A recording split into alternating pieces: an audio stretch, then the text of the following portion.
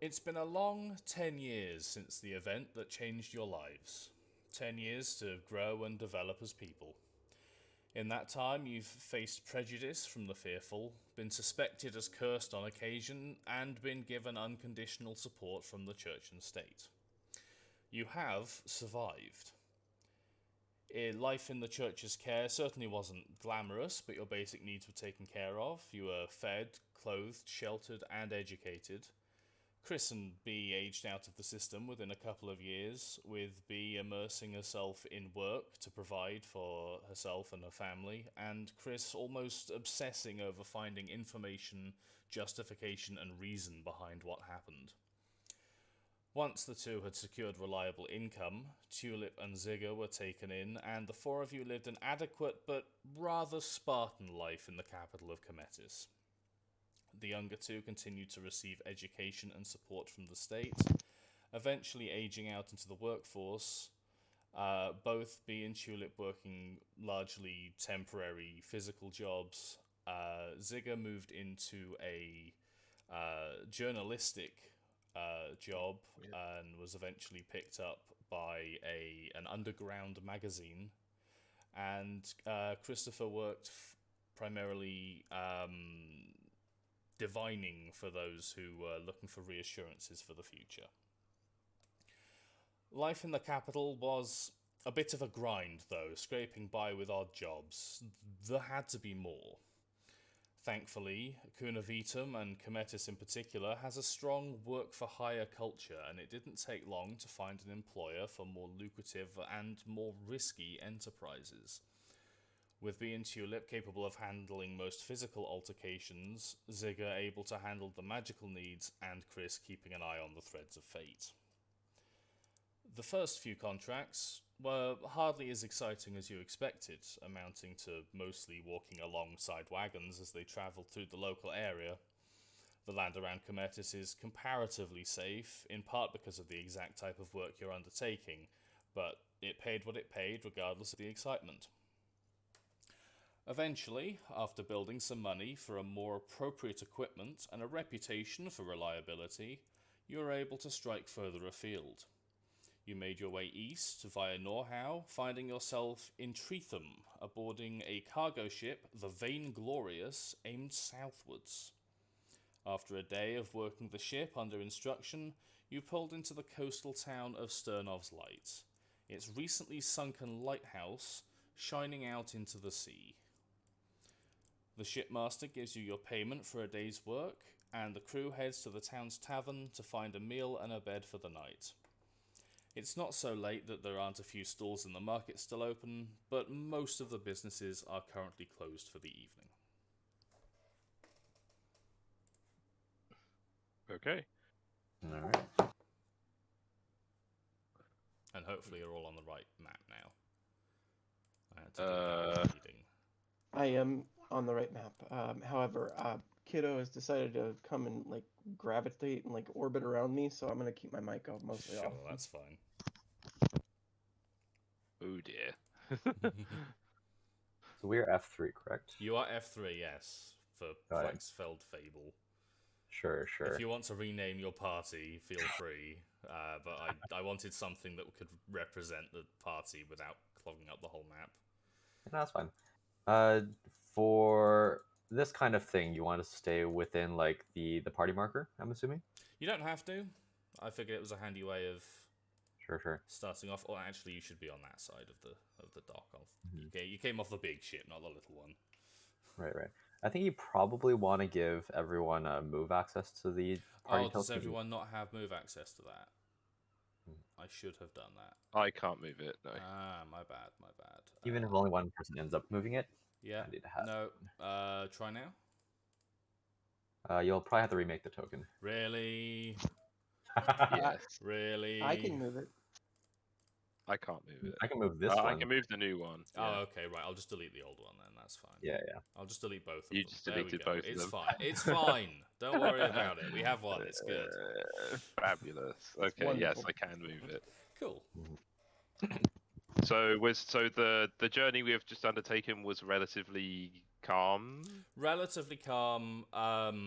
You were were kind of half hired muscle to make sure the ship had enough crew and half protection against any shenanigans that may have occurred. But no shenanigans occurred, so nice easy job, got paid, and now you're here. For sure. Sure. Is this the first time we've been in Sternov's Light? Yes. Okay. And it is getting late, so we probably... I would say B is responsible enough that she is going to see... or I guess, when do the terms of the job end? Have they already ended, or are we still continuing on past here? The terms of the immediate job have ended. The ship will be moving on, and it is possible you'll be able to move on with it, but it won't be doing that tonight. Sure, okay. So in that case, if our duties are done, then I think B would say, come on, let's go find somewhere to stay. Yep, sounds good. Probably slim pickings. It's Yeah. not the biggest place. There's got to be a tavern or inn or something. There is over here. Failing that, we can always break into someone's house. Oh, yeah. Commandeer the place for night. Does B actually say that? No, B does not say that. That's my chaotic side coming out. So she gets like the horrendous side eye. It wouldn't be becoming of a young adventuring party to start breaking into randomers' houses and sleeping in their beds and breaking their pots. That wouldn't be. It wouldn't be becoming No. her. Certainly not unbecoming. Oh my god. Hey, you started it, okay? This name is just endless puns. Yeah, it's puns all the way down. Okay. Let's head to the tavern. Tulip needs a drink after that. Oh, yeah, I mean, that was Does- unbelievable. Does Tulip not have the best sea legs, or was just the weight of pun too much? I like to think at some point, if there are enough puns, she'll just pick the offenders up under each arm and start walking. I think Christopher probably has So the it's best. we'll say it's fun. It's like psychic pain from beyond the fourth wall. Yes. What's going on there? Right. Yeah. Yeah. Well, I mean, if we know there's a tavern, then I guess that's the first place you head to when you turn up. Yeah, You the, know. the rest of the crew have been talking about getting a drink at the tavern for a while. They're looking forward to it as well. Sure. Okay. If we pass by this, I guess this market. Yes, like, that is a small market square. it's getting late. Are there still people shops open, or are they just kind of closing up at this point? There's a couple. So this is a town whose economy is mostly based on trade. So the market has some less accessible things, but most of the people who are still around at this hour are plying hot food and staples that people might have forgotten. Most of the lucrative trading will probably happen tomorrow. Fair enough. Okay. Well, the tavern probably also has food, so I guess got your lodgings first. Yeah, I guess walk through. If there's nothing particularly interesting, then yeah, carry on all the way I through. go for a walk on the town after that, but Sure. Okay. You enter the tavern, and it is busy. It is, for the size of the place, almost heaving. And So it's not all just like the ship's crew. that's in here. no. Wow, are you frying chicken over there? Oh, He's pouring a glass. Yeah, I was pouring That water. was a meme reference. Don't worry about it. So yes, you enter the tavern, and it is very full. You get the feeling that most of the town probably shows up in the tavern to have a bit of a communal drink together. It's definitely the village center of casual socializing. But it is particularly full today because the crew of the ship is also there. fair enough. And there is a fairly beefy-looking man behind the bar trying to keep people as served as possible and bossing around a few younger folk who are helping him out and bussing the tables.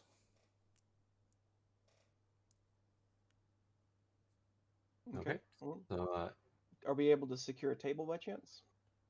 Yeah, you can probably just about find one to sit at. Okay. Yeah, so sort of elbow, well, not even elbow, but like sort of wend our way through the crowd to the Yeah. first like empty seats we can find. Yes, it's busy, but it's not like standing room only busy.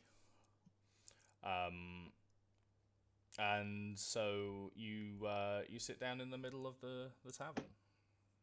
Sure. So, character development.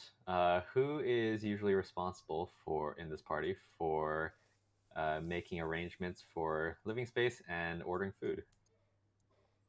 Maybe Tulip? I have a decent diplomacy modifier, but not much. I have yeah, a I was shitty- gonna wonder like, how do Tulip and Zigga get respected by Chris and B, as far as now that they're older? Like, are we all roughly on equal terms, or do y'all still like look at it as like his little sister and little brother or whatever? I mean, Tulip's cute, so- Interesting. it would be fucking adorable if Chris and Tulip looked at each other like that, but she is canonically like 6'5" or so, so she. So, stature Well, 'cause knowledge.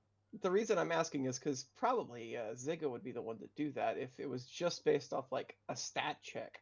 But if y'all don't necessarily, I mean, if y'all still look at him as like a kid, Yeah, that's fair. I think stature notwithstanding, because at this point Tulip is definitely way taller than B, probably was before it even. I think B still does treat everyone except Chris as like a younger sibling, maybe starting to grow out of it, but not quite yet. Mhm. So yeah, I was thinking that if someone wants to come with me to make the arrangements, I can understand that. B would probably also go to talk to the tavern the innkeeper. Yeah, Zigga will go with you then. Sure. yeah.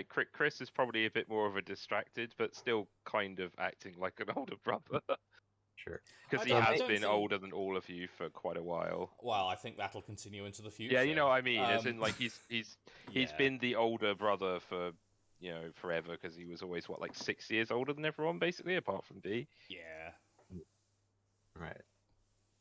So yeah, maybe in character, the reason why Zigga comes along is because Zigga knows that B is not is a little Actually, on that good at this. yeah, maybe a little on the gullible side for some things, taking things at face value, and not very good at negotiating. So to prevent us from losing too much money to that, Zigga comes along. is what I'm thinking. I just want y'all to know the stress that I'm under. I go to pour some pills, and she comes running in here and says, "Gimme, gimme, gimme!" Oh God. And, like she hears, I she want hears. Here's M&Ms. Give me the drugs. It's like blood pressure medication. Gimme. No. I mean, I guess in that case, Tulip will sit back with Chris to both like be a body shield for him and also But you don't like need be to- threatening and menacing in the you want background some if need be. almonds? I don't think you need to be menacing. We're just in a tavern. Yeah, there's some raised voices on This is the one that occasion, charged but you it's too. not She's not really being menacing. She's just Chris sitting there catches being. Tulip Are you glaring still at on the charger people, and it's thing? like, Can you stop put that on the it. charger as well?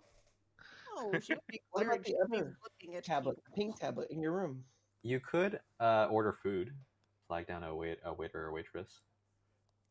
Yeah, I mean, well, while you're sorting that out, if it is served like that, I don't like, because realistically, you would talk to the tavern Yeah, owner it's for all through food. a It's not that single well point set of up. single point of sale at the tavern with the guy. Gotcha. Okay. Yeah, we're like, Yeah. it depends on what like quote unquote time period we're at, because waitresses weren't a thing for fucking forever. Well, yeah, in that case, Tulip will just kind of keep an eye out on the crowd or listen for secrets and make sure everybody's good. Sure. Chris is probably just earwigging other people's conversations to see if he hears anything interesting. Small, Like, it's mostly small town gossip and talk about where they might be going next. yeah, but he's always being paranoid got and his looking ear for open. something info. Yeah. Yeah. Sure. I just like the Alright. idea that he gives Tulip a side eye and is like, well, Mr. Jenkins is sleeping with Margaret again. Yeah, pretty much.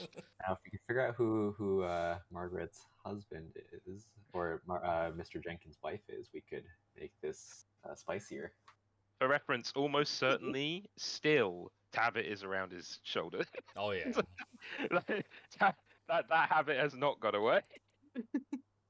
How does Tabit react to the crowded bar? I mean, Tabit has gone into probably countless fights with Chris at this point, so it's probably like sleeping. Like, unless interacted with, she is still a cat. She's I pretty can chill. I can relate to that in real life. I fell asleep at a club once. Wow. You went to a One club? one of two times I actually went to a club, I fell asleep. Nice. Nice. Yeah, Anyway. no, she is probably relatively. She's getting on at this point. Tabit's pretty old for a cat slash Mm. familiar from a demonic patron, but whatever, it's fine. Still a quote unquote cat. Yeah. Got Right. a little older before you locked in her age. All right, so I guess we're doing the tavern thing. Yes. So you go up to the beefy looking fellow at the behind the bar, and he Mhm. looks at you and is like, right, what do you need? And he seems like a very busy man. He doesn't Sure. want any bullshit. So Zigga will go ahead and order what he thinks is available in this area for food that everybody likes. Yep. I mean, I probably have a good idea as to what everybody's tastes are at this point, Mm-hmm. and then we'll get lodging for everybody for at least the night. Lodgings 1 silver a day, comes with food per person. Sounds good. Sure. How many nights? B will Well, fight. How soon are we leaving on the ship if we leave on the ship? You expect the ship will be leaving probably early tomorrow. At least, or just let's go ahead and get just one night for now. Sure, you got it. Right. So B foots the bill, pays the 4 silver, and let's see, probably orders a weird, if they have any weird food, orders like a weird appetizer in addition to what Zigga already ordered. There's probably some weird seafood about that you're not There you go. used to. There you go. Jellyfish or something. That's what I'm looking for. I mean, to be honest, like mussels would probably be weird enough. Yeah, Given that's how poorly mussels travel away from the coast and you've been inland for most of your life. true. Right, yeah. Cool. And you go back to the table unless there's anything else you want to talk to him about. No, he's I like the idea that this has almost become a ritual at this point, and so actually, while sat there with Tulip, Chris has been sort of relaying the local gossip to her in an undertone, and Tulip's just sat there looking. No. Tulip's either sat there doing that or just looking vaguely bored about people's personal lives. He's just sort of sat there and he's just sort of like inconspicuously pointing people like that guy's sleeping with that one apparently, and that one's wife has got, and he's just like such a little earwig. Yeah. Tulip has no facial reaction, but she is bright red. Oh no. Yes, yes. If we ever settle down in a village somewhere, you are going to Chris is going to be a fearsome neighborhood gossip. Oh no. Chris leads the homeowners association. Well, this is one of the reasons I considered giving him some stat boosts and charisma. Yeah.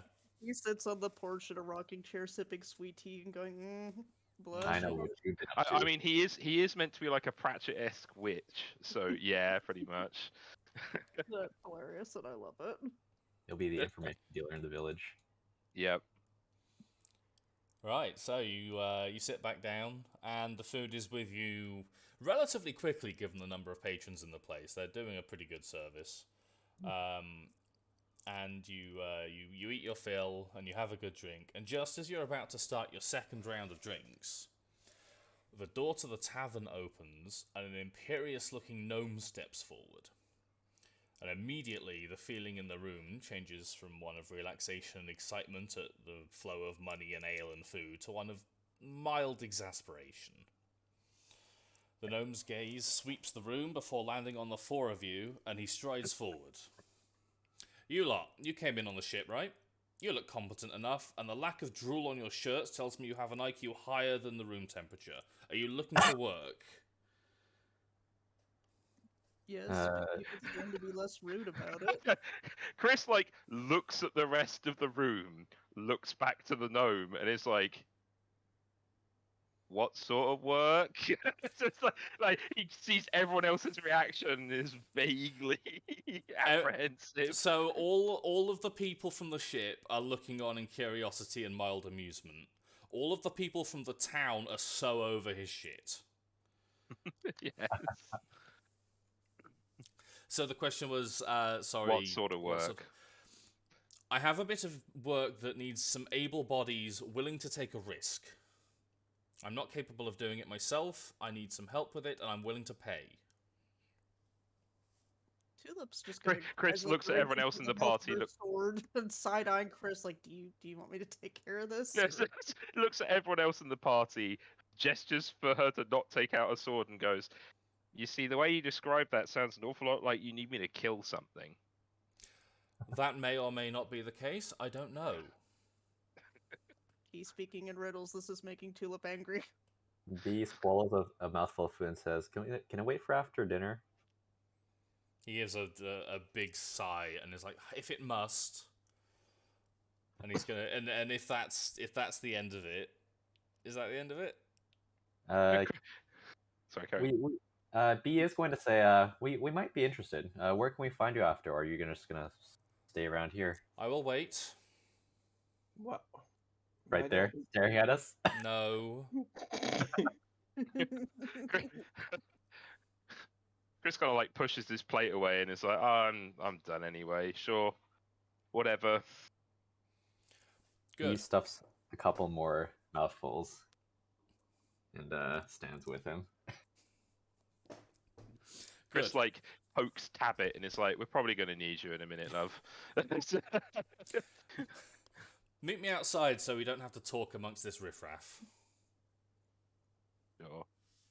Sort of wanders through the tavern. You can hear Tabbit actually vocally complaining because she can talk. It's like, what do you even need me for? It's loud here. It's like, we're going outside. That's cold. Oh my god, Tabbit. So Tabbit speaks common now? So you, at the start of the day, you get to give them to either give yourself master traits or them familiar traits. And as a baseline, I'm saying she has manual dexterity and can talk. Got it. Okay. Which is a creepy set of traits for a random cat to have. Oh, come on. The talking cat is such a trope. It is, but a cat with opposable thumbs is terrifying. Oh, no. They can just manipulate stuff. I think it's like more like it's called manual dexterity, but you can fluff it how you like. For all Yeah. I care, she moves it with her mind. True. Like- True that. Or she's been expert trained in tapping things off tables. Or she uses her tail. It's like a monkey's tail. Yeah, prehensile Yeah. and capable of gripping. Yeah, pretty much. Anyway, sorry. I guess Tulip's just gonna like follow Oh, he's big. Chris out, shouldn't kind be of that like big. giving a look to all the common people, like, sorry about this. If I get a chance to bop him, I will. Wow.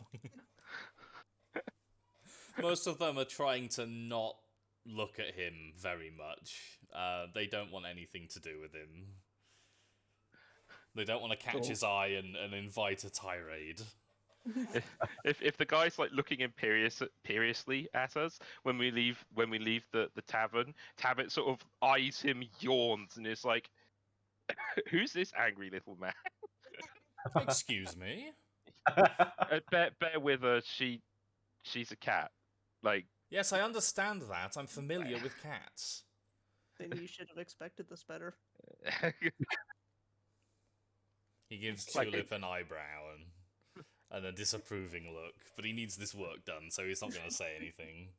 Chris How's gives he him gonna like get a a vibe about genuine sort of like sad little shrug, and it's like, I need her for my work. Sorry. I see. Whilst like almost grinning at his cat. Yeah.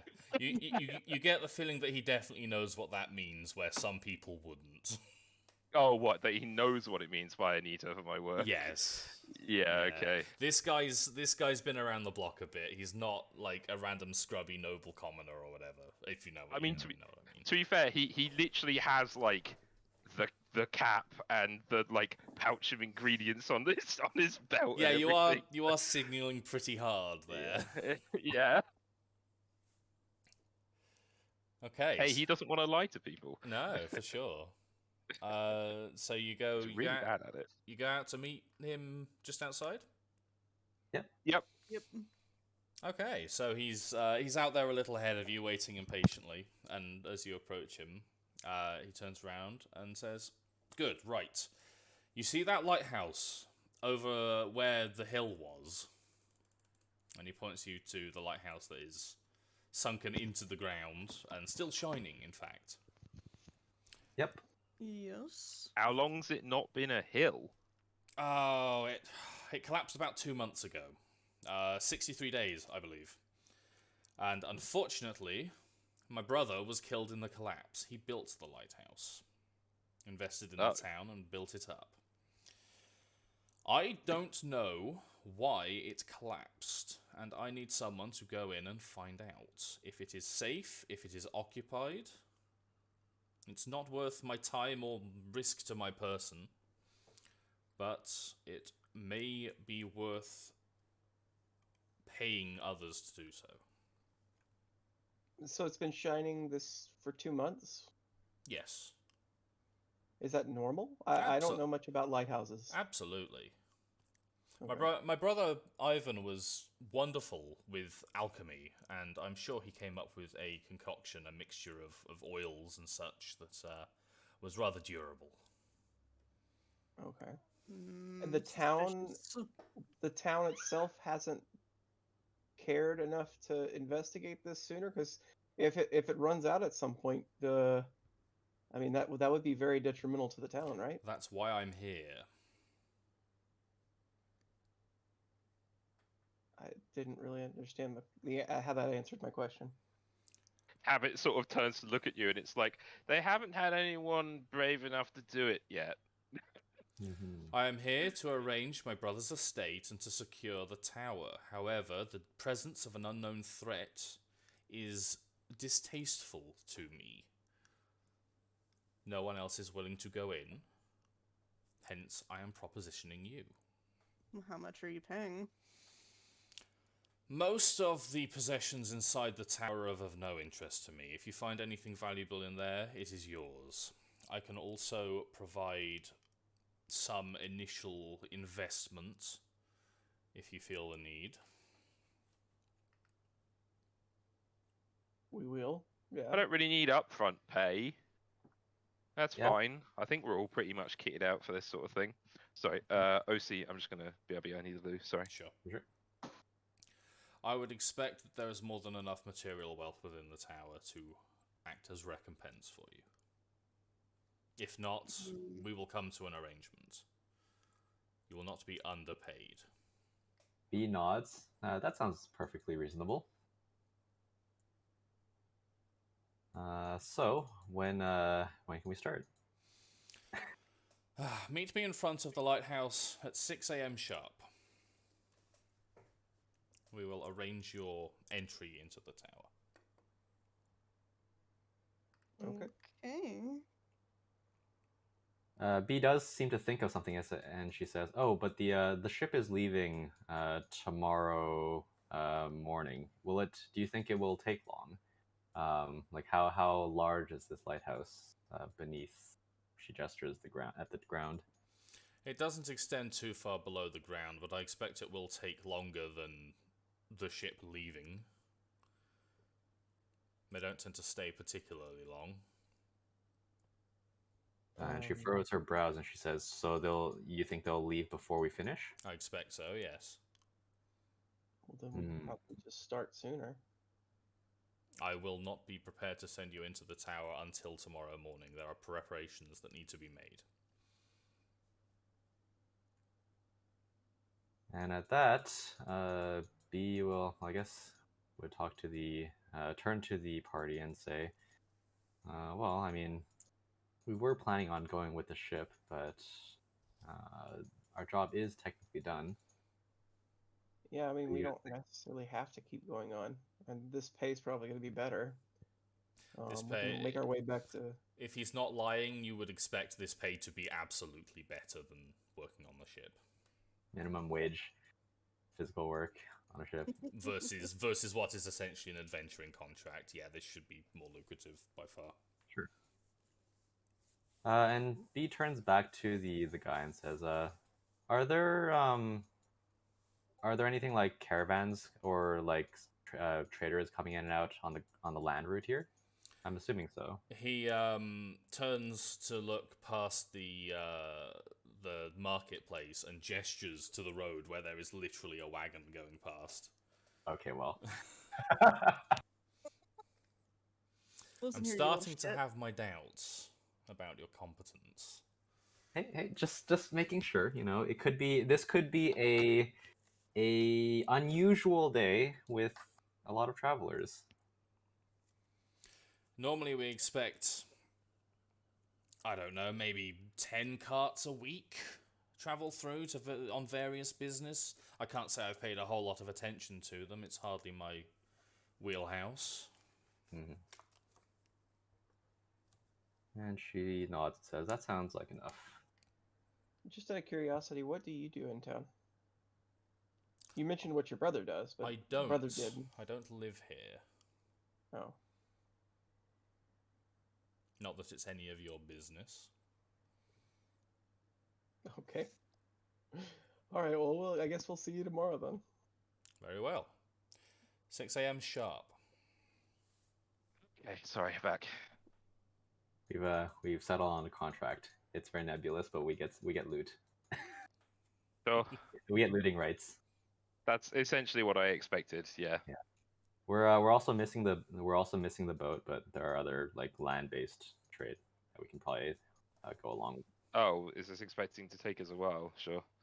But I suppose the boat's leaving tomorrow morning, right? Yeah, he wants us to start tomorrow morning, and the boat's leaving tomorrow morning, so we'll just Sure. that. But it pays better, probably. Okay, that's fine. Very Sorry well. about your brother. I guess I'm just I'm suspicious because why is the whole town so exasperated with him when the town's economy relies on trade and eventually the lighthouse is going to go out? Because Like- the guy's a That's dick, small. Mag. That's Yeah, that's as deep as it goes. He's just a colossal dick. Yeah, it's not about like whether he's doing a good job or not. It's about how he's doing it. The job. Oh, yeah, I'm just like, but the town relies on trade. There's Like- enough land trade that goes through that the loss of sea trade for a few months wouldn't kill the town or anything. Okay. It wouldn't be fun, but they could make arrangements in the long term to have things fixed. They could set the lighthouse on fire. Yeah, failing everything else.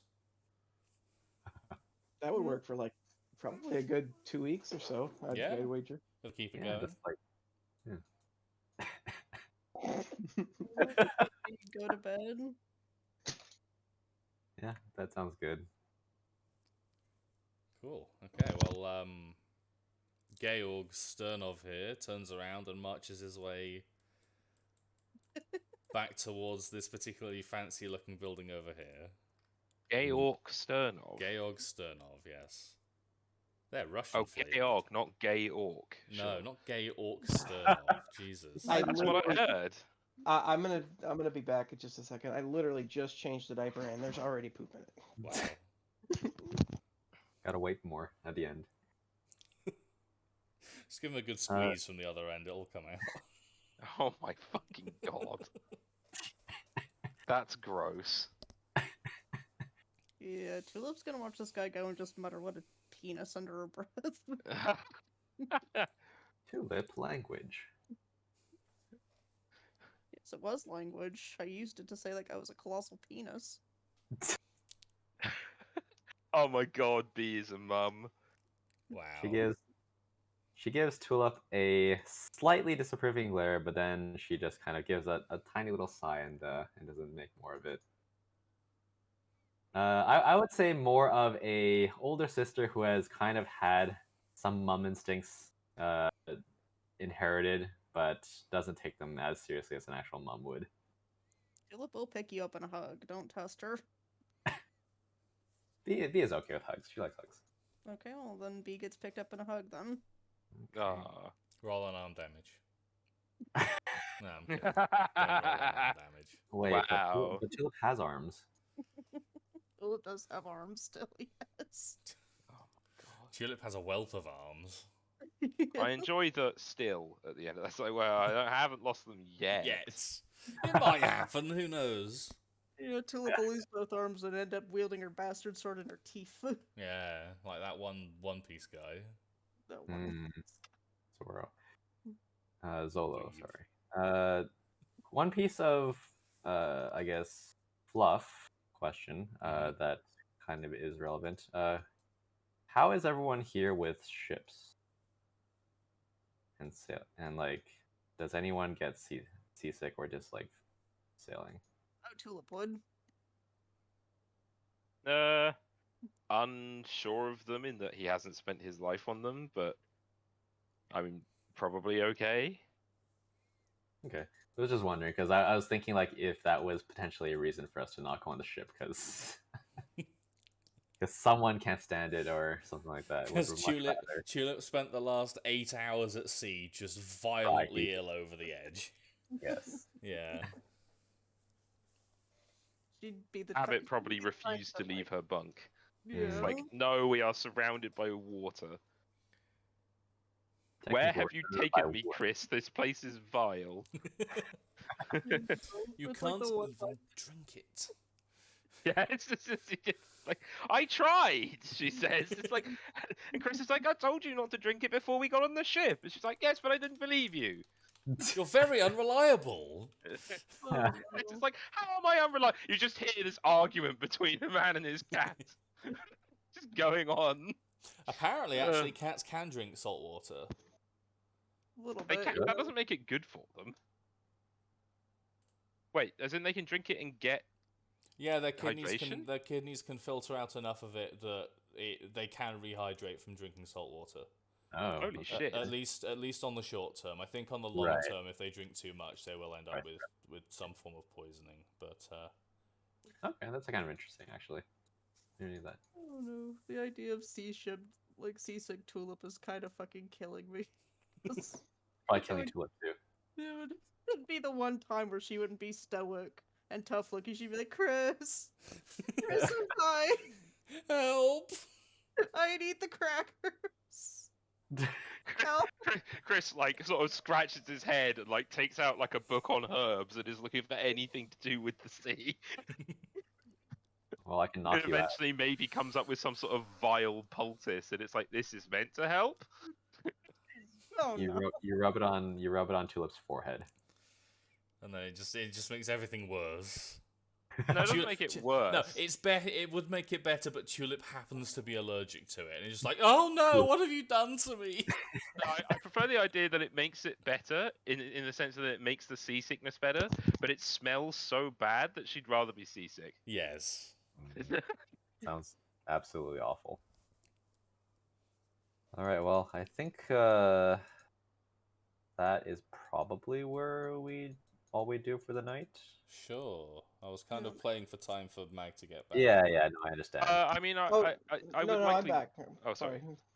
I didn't specifically say it, but I am back. Cool.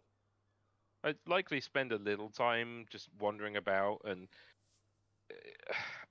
because it's like late evening, right? Which is so in the place where there are people, I would at least spend some time just trying to catch what, because people are talking about whatever's important in the area at this sort of time.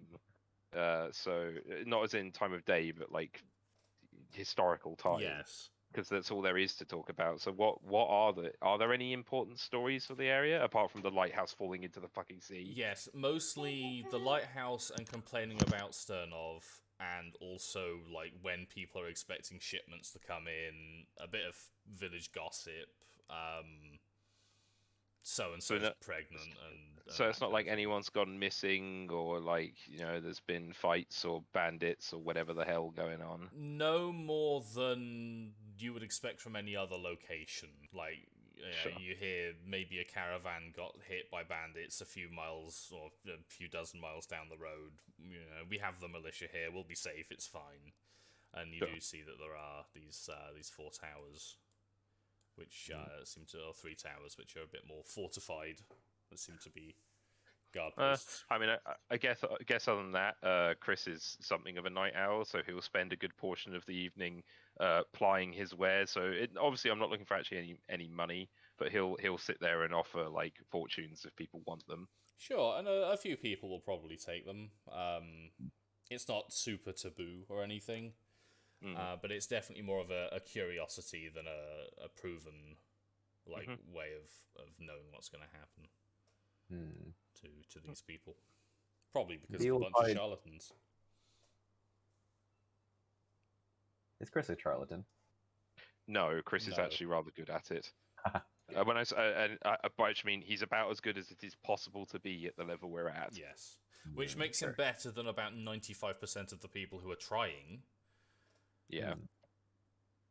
But from the kind of user point of view, it's kind of indistinguishable until like 3 weeks down the line, where it's like, holy shit, he was actually right. Yeah. Yes. But It's like, wait a minute. But then enough of the 95% who are shit had that happen by chance that it's very muddy still. yeah. It's like you'd need to try like multiple times with him to realize, no wait, he's actually just right. Yeah, this is reliable. Especially if you keep it vague enough. Cold read that shit. Yes. Yeah. Alright, so you all you turn in for the night with no intentions to go any further in the town? If somebody else was willing to go with me, I would like to have gone to go around the perimeter of the lighthouse just to get the lay of the land and see if we can make any determinations on our own. B was planning to go on a evening walk after dinner, so that probably can be arranged. Cool. Okay, cool. Okay, so I assume you start from here? Yeah, just circle around the lighthouse. What exactly are we looking at? Right, so the coast here is fairly flat, with the exception of this particular circular shape here, which is essentially just a dome of dirt and rock that happens to be just sat on the coast, and the lighthouse was perched atop it. At some point in the last 2 months, 60-something days ago, per Sternov's report, the lighthouse collapsed through the top end, and it appears that whatever was inside that dome, it was hollow. There is a path that goes around the entire, there's a bit of a lip on the seaside of it. So it goes along there, and from out the top of the hole, you can see probably 3 or 4 floors worth of lighthouse. Okay. So the part that collapsed was the top part? Yes. Okay. For some reason, I had imagined the entire lighthouse sinking like a couple floors. It essentially did, in that it fell in. So it was like that, and that goes into the sea, and the lighthouse was up here, bigger than that, but and then that bit fell out. Okay. And then it turns out that all of that was It's empty hollow. space. Right. And it went. Okay. It So went it did down. go. Yeah. Right. It did. But the building didn't suffer structural damage just falling that far. It looks like there's a few cracks in it, but it doesn't seem like it didn't fall apart. It's still standing after 2 months on the coast. So it was evidently good enough. Is the water inside the lighthouse basin or whatever? Is it still, or is it appear to be moving with the tide? It is mostly still. Yes. Okay. And how high is the lighthouse now? Probably 3 or 4 stories above the top of the dome. And then how deep is the basin? About another 3 or 4 stories before you hit the water. Below that, Okay. it's difficult to tell because water's awkward like that. So I got chopped in half vertically, basically. About that, yeah. Okay, fair enough. Okay. His brother was a genius. I mean, an 8-story building at this time Falling period. That's no joke. Yeah, and fell down, didn't break. Mm. Yeah. Must be magic at work. Something Or alchemy. Yep. What are the balconies? Oh, the right. So those are the base of the lighthouse. Oh, okay. So okay. it's like that, and the balcony bits are that bit where it crops out. Right. We'll need to find a way to get down then. Well, that's fine. Nothing a little. I rope. imagine that's what our gnome employer is going to be taking care of. Which I don't know why he needs that much preparation if he's just going to throw a rope off the side or something. Probably all the paperwork. Paperwork. I mean, It's here's sign the off affairs. from That's 16 never different easy. parties. Yeah. So walking around the sides, we'll eventually stop and talk to the guards. Mm-hmm. Ask them what they've seen over the last 2 months. Has there been any activity at all that they've seen in the basin? Like, has anybody come and tried to look around themselves? Like, there hasn't been an adventuring party or even just a thief that's are kids, like local kids that have tried to go like adventuring down there or anything like that? Pretty much everyone's tried to have a look inside from the edge of the cliff there, but we keep the public away from it as best we can. We've not really got a way to get them out if they fall in, you see, so it's a bit of a problem. I'm just like a rope. A rope? 4-story rope? What do you think we're made of money around here? Nah, I'm kidding. Look, we could try a Literally rope. 50-foot rope is the default rope size. Listen, we could try a rope, but like if someone falls down there and no one notices, they could be down there for hours, and that water isn't warm. Okay. All right. No, we've done our best to keep everyone away from it until Mr. Sternov can make arrangements. Okay. Can you think of anything else we haven't thought of, B? Before tomorrow? B is head empty. Just having a walk off the food coma. Okay. Well, then we'll head back into the tavern and rejoin the others. Cool. Is there anything else anyone would like to do before morning? Good Sleep. here. Cool. Yes. So you have a good night's sleep. Little bit noisy in places. There's still a lot of people around, but it's comfortable and clean enough. You wake up before the kind of breakfast service, as it were. So that will have to be arranged a little later. And you are expected at the lighthouse at 6 a.m. sharp. Yeah, Cracker Christ, gotcha. And so we arrive on time. I don't know if anybody else would be this vigilant, but yeah. Diligent. Yeah. Diligent. Yeah. Yes. I'm sorry. I got my kiddo distracting me It's hardcore, fine. so it's No, hard to remain coherent. It's whatever. But yeah, so Zigga will get everybody up if anybody's lollygagging. B is probably an early. Actually, B is probably an early riser at this point. Chris So. is not. Chris is like a hyper night owl. Like you'll wake him up and he'll sort of like drag himself out of bed, like be massaging his temples, and then just like reach into a pouch that you know is full of various herbs, like rummage around in it before he just takes out something and chews on it and like rapidly wakes up. Like Tabby, will you wake Chris up? And just poke my head in the door. I assume that Tabby enjoys doing that. Yeah, Tabbit will in fact like jump on my head. That's what wakes him up. Tabbit will sit directly on your face. Quite literally, as cats are wont to do, yes. And then she'll sort of swat at him and be like, "Wake up, you lazy little..." And you hear the ensuing argument. Tulip's probably been up for a little bit. Okay. Cool. And you all head over to meet him? No, we go to McDonald's. Yeah. Let us go meet Lord Grumpington. Lord Grumpington. Oh god, he's huge again. I didn't scale that correctly. He's not meant to be huge. Yeah, the Okay. default figure. You go So I over. guess You arrive outside the lighthouse, and Sternov is already there, tapping his foot impatiently. I said 6 a.m. sharp. It is now 6:02. I expect every one of my seconds is worth more than each of yours combined, and I also expect that I have remarkably fewer of them left, so please be punctual in future. Abbott promptly yawns.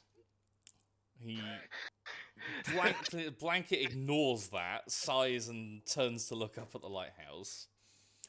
You aren't local, so I will brief you as well as I can. My brother built this structure some 60-odd years ago and funded the growth of the town via strategic investment incentives. 62 days ago, the ground underneath the lighthouse gave way. As you can see, it is still standing at its new elevation. This is a testament to his engineering prowess. Does anything strike you as odd about that? The fact that it caved in.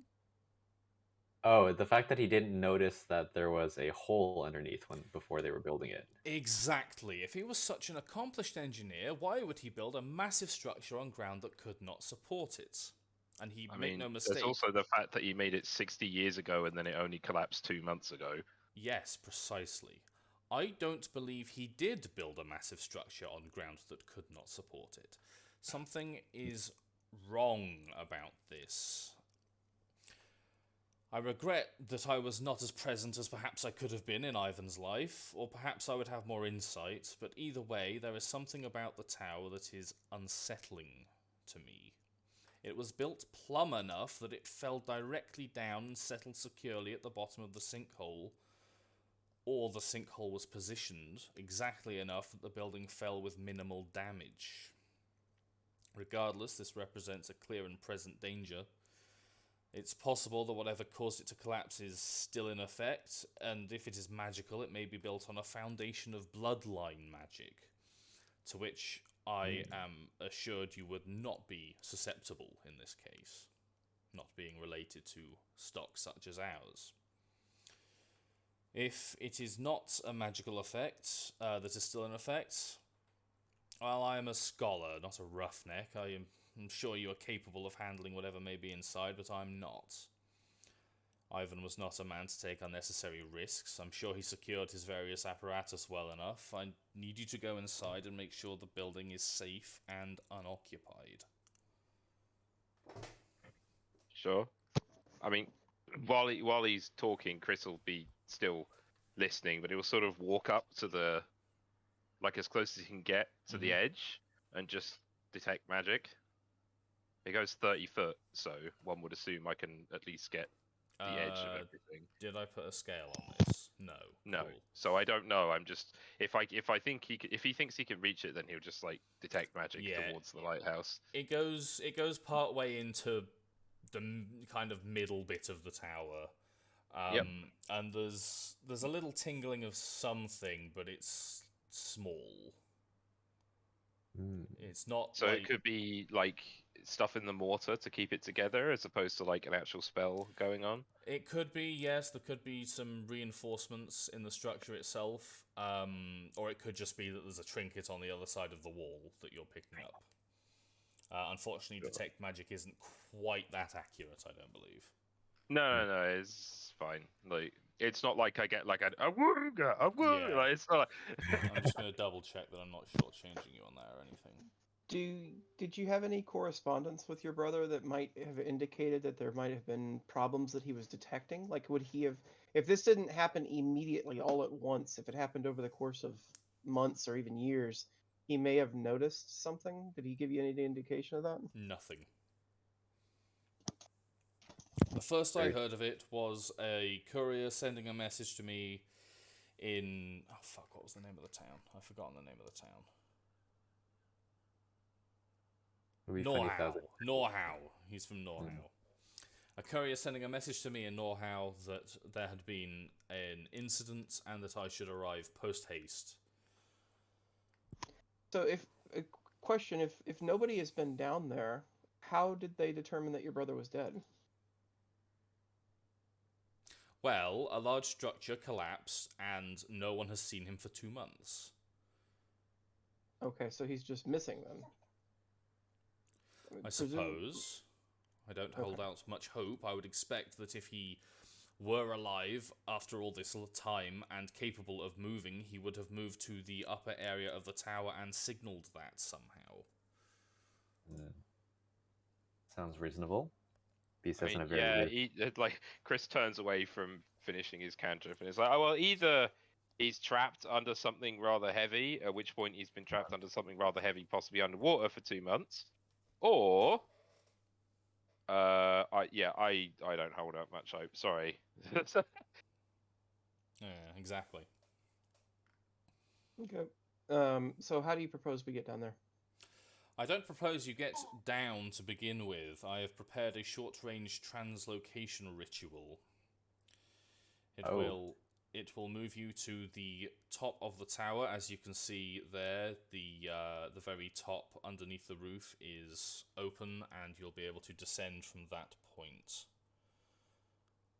If you need to get out in a hurry, I will be able to trigger a recall, but please do not waste this preparation. And B will say, "Oh, that seems very well prepared of you." And she seems a little bit surprised and genuinely seems grateful for it, especially the recall portion. Well, I'm not interested in getting you killed. And she nods and says, "Better than some."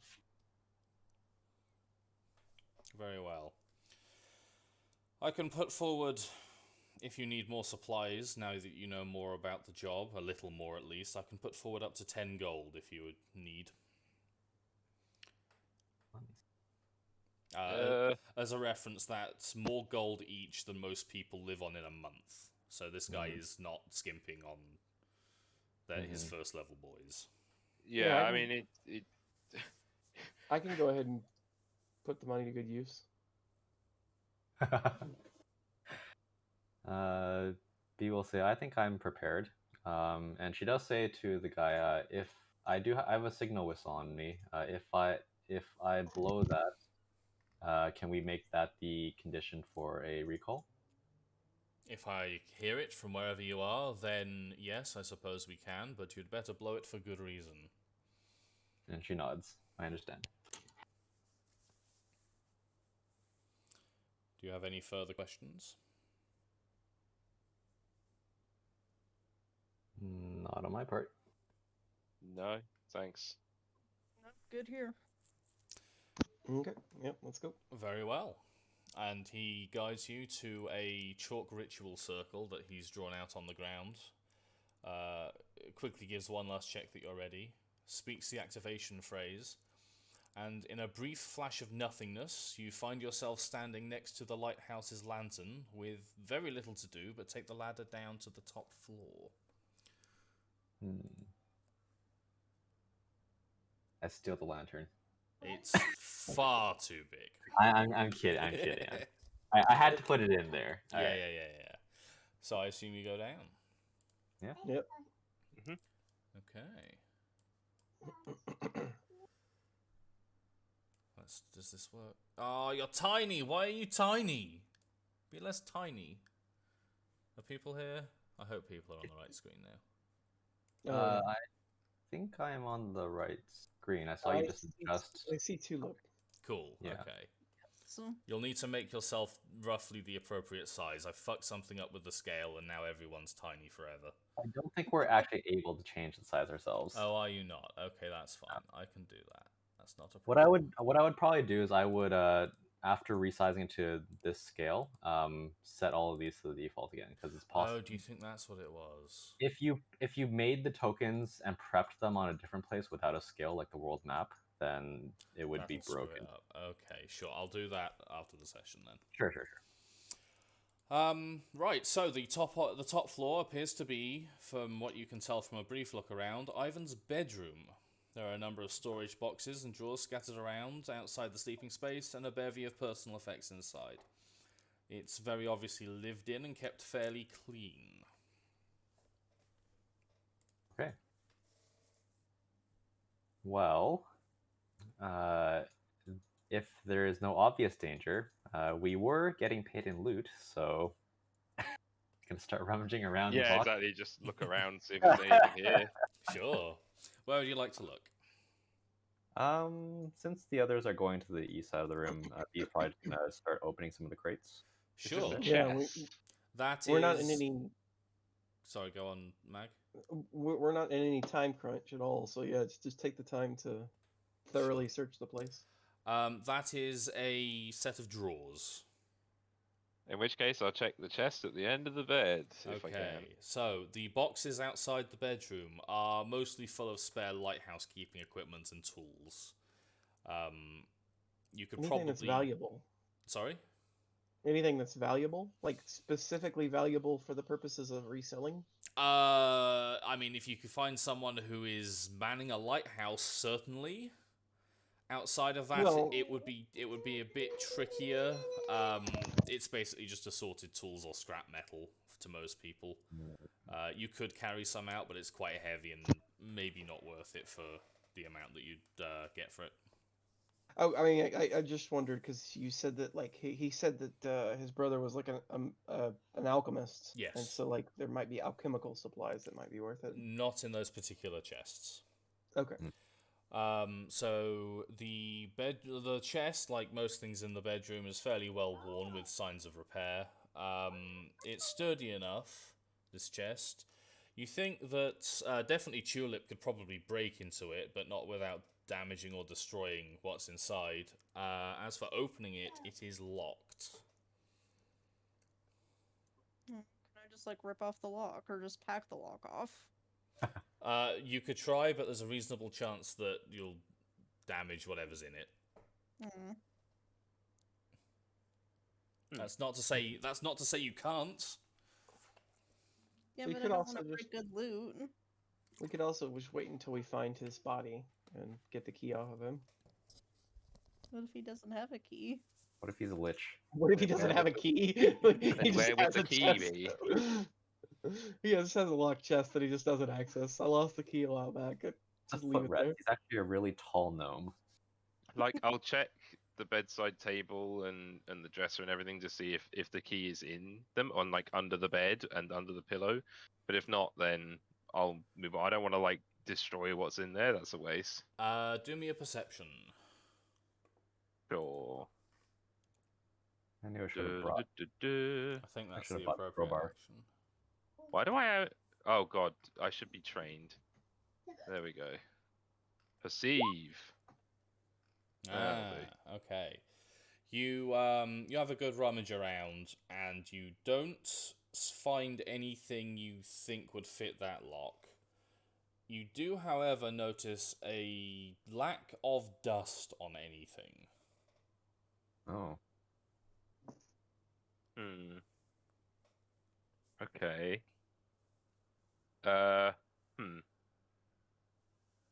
Seeing as Tabit is has a better sense of smell than me and is able to communicate, can Tabit smell any does it smell like there's been anything here that isn't us recently then?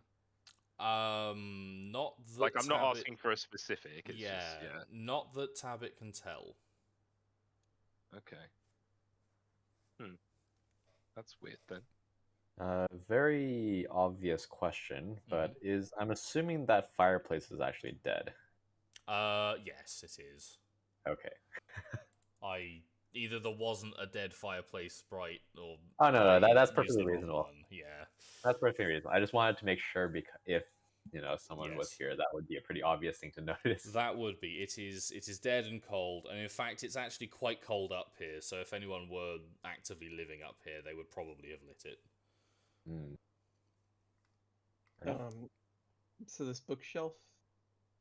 So that bookshelf, it is chock full of books, mostly special interest tomes that are largely beyond your understanding to do with alchemy and engineering, and also some really pulpy, schlocky fiction. Do I have any reason to believe that the advanced tomes would be worth a significant sum? They would probably be worth something, yeah, if you want to carry around a few dozen pounds worth of paper. Well, yeah, I'm just thinking about perhaps stacking the ones that are like the actual research novels, not the schlocky stuff, but like over here in a pile so that we can take them on the way out. Yeah, sure, can do. Because I'm Chris will thinking look for anything occult on the shelf, like actually occult. He's probably able to tell what is bunk and what isn't at this point. Yeah, everything on that shelf is either not even related to a cult or definitely bunkum. Sure.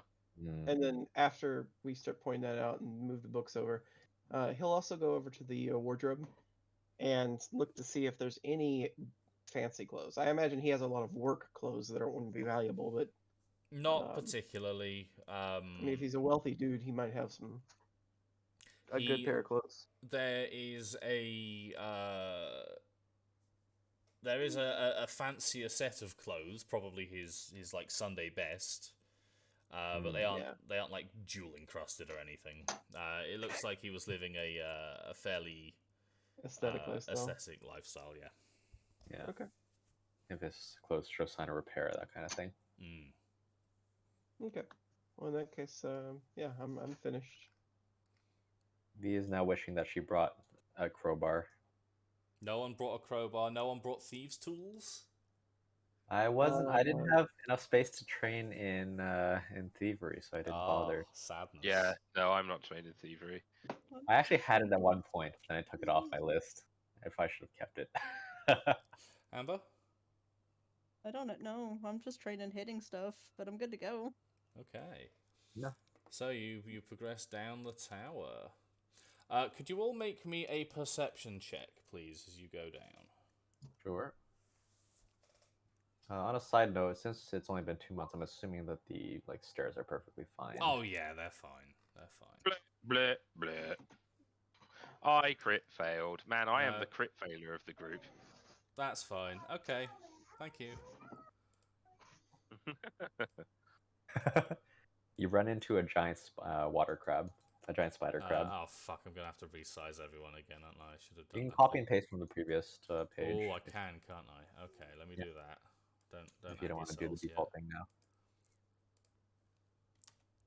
That's what a lot of my DMs actually did. They just copied tokens from map to map all the time. No. We should be coming down here. You want to be over here. You want to be over here. We're fighting you. Okay, the second floor appears to be a kitchen area. There are a few supplies and a bit of food here, though less than you might expect for the size of the available storage area. It again appears to be very clean and well ordered, as you might expect from a learned engineer. Is there actually paper over here or no? Oh, what, sorry? Is there actually paper over here or no? Yeah, but they're like recipes and stuff, and the recipes. Stocks of what he's got. You can take the recipes if you want. Some well-known gnome home cooking. Yeah, some gnome cooking. Is the food in a state of decay that you would expect after being left alone for 2 months? Is there fresh fruits and vegetables that are rotting, or? So most of the food that is available is really low quality, long lasting stuff. You've got hardtack and fish jerky for the most part. There is a single basket of fresh apples that look fucking perfect, though. It's a trap. B is going to pick one up and turn it over. Okay, it's an apple. Yeah, turn the apple over, not turn the basket over. That would be chaotic. So from what she can see and I guess smell, even though apples don't really have a strong smell, does it seem like it's just a perfectly fine apple? Yeah, seems reasonably ripe. It's without you doing some kind of check, it's an apple. Okay. Go gadget detect magic. Okay, yeah. That's what I'm doing. Just not on the apple, just because it's a 30-foot emanation. So like, Sure. is there magic going on in on this floor of the tower? No, but you are getting a little tingle from above and a little tingle from below. Chris sighs, realizes he didn't cast detect magic on the upper floor, and goes back up the stairs. This is not a Sure. place to get horny. Yeah, Sorry? there's definitely a little tingle on the bedroom floor. Unfortunately, I think that's all you get. I think you just get to know if there's magic in the radius. No, yeah, but well, Yeah. I think it tells me if there is magic and where it is. I think. You send out a pulse that registers the presence of magic. You receive no information beyond the presence or absence of magic. Yeah, it does not Yeah, tell but you where that should tell you where it is, shouldn't it? Like, it does not. oh, really? If you Okay. if you send out a pulse, technically you could figure out a radius by triangulating it a bit. Yeah. Oh my god. That seems painstaking. That would be painstaking. I'm just going to tell you that that floor does have some magic on it. And Sure. you do not get anything from the kitchen one. Sure. So He is kind of making. Oh, sorry. Go on. I'm guessing that the apples are alchemically preserved, considering we've gotten ample evidence that he's an alchemist. Would that seem reasonable to assume? Do you think it's reasonable to assume? I would think so. Okay. There is an action you can make, identify alchemy. Though I do think you need alchemist tools for it. But maybe What you would could you do even this roll? one. Crafting. Oh, okay. It's a crafting check. Most things related to alchemy are a crafting check. I think it's a pretty specific one for that. If you're actually an alchemist as well. Mm. B's going to do a lot simpler of a check. She's going to make use of the kitchen tools and cut the apple in half. Cool. Yeah, it's an apple. Mm-hmm. Okay, and the inside probably smells a little bit more. It doesn't seem like it's nice and juicy and smells like a nice apple. Yeah, I mean, you could probably do with another, couple of weeks of ripening, but you could eat it. Yeah, it's an apple. B takes a small bite. You why allergic to not? apples? No. You're fine. It's an apple. And she makes that noise. Like it tastes pretty good. And she turns around with two apple halves and one with a small bite out of it. And she says, through her small mouthful of apple, "I don't know what the guy did with this, but it tastes fine." This is a good-ass apple. Yeah, pretty much. Chris, do you want to go? Oh, well, I guess the thing that the magic item is probably in the chest that we can't access yet. So, Awesome. Yeah, that makes sense. You do notice as you're over by the bench cutting the apple, the cooking pot is nearly full of liquid. Oh, okay. That probably would have been something to take note of. What kind of liquid is it full of? Or like, does it look like soup, or is it water, or is something else that's harder to identify? It's not clean water. You can tell that much. Okay. There's a bit of oil going on with it. Okay. So it's exactly what it is would be difficult to tell without tasting it or doing chemistry to it, but it doesn't look like it's been there that long. There's no like scum or mold floating around in it. Okay. Is there a ladle around somewhere? Yeah, absolutely. You can't have a pot that big and not have a ladle. That's what I was thinking. This guy has the stuff, so I want to run the ladle through the pot and see what's inside. It looks mostly like root vegetables and fish. So it is soup. But I'm guessing it is stone cold at this point. Yes. This Probably soup is not cold. very good, unfortunately. She gives a little shake of disappointment, and she puts the ladle down and walks back to the party. And well, there's nothing cast to preserve that, and unless the guy is still alive and has randomly been living in this lighthouse for the past 2 months, there is someone else here. They would have to be crazy to like cold soup, and she looks very disappointed. I mean, they could have just not heated it up yet. Could I get... I don't want to keep doing perception for this. Let's do something different. Mhm. How about a wisdom save? Wait. No, that's How not. about soup lore? It kind of is perception, sadly. Mm-hmm.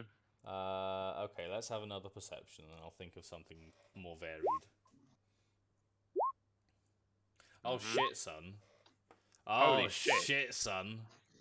Three Oh my god! Okay. So you all congregate in this kind of central dining area here, Yeah. and you're talking to each other, and Chris and Tulip's eyes fall on the dining table, and then B and Zigga's follow them, and then you all collectively realize that this dinner table has been set for like 4 people partially. Interesting. There's more mugs and plates and cutlery than would be necessary for one person. I don't suppose we. So, from when we were talking to Mr. Grumpy up there, Mm-hmm. um, Georg. his brother ran the lighthouse alone, or did he have any helpers?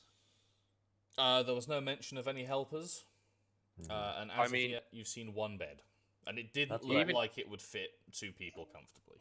Even if he had helpers, what are the odds that this building fell 4 stories into water and the set table wasn't disturbed?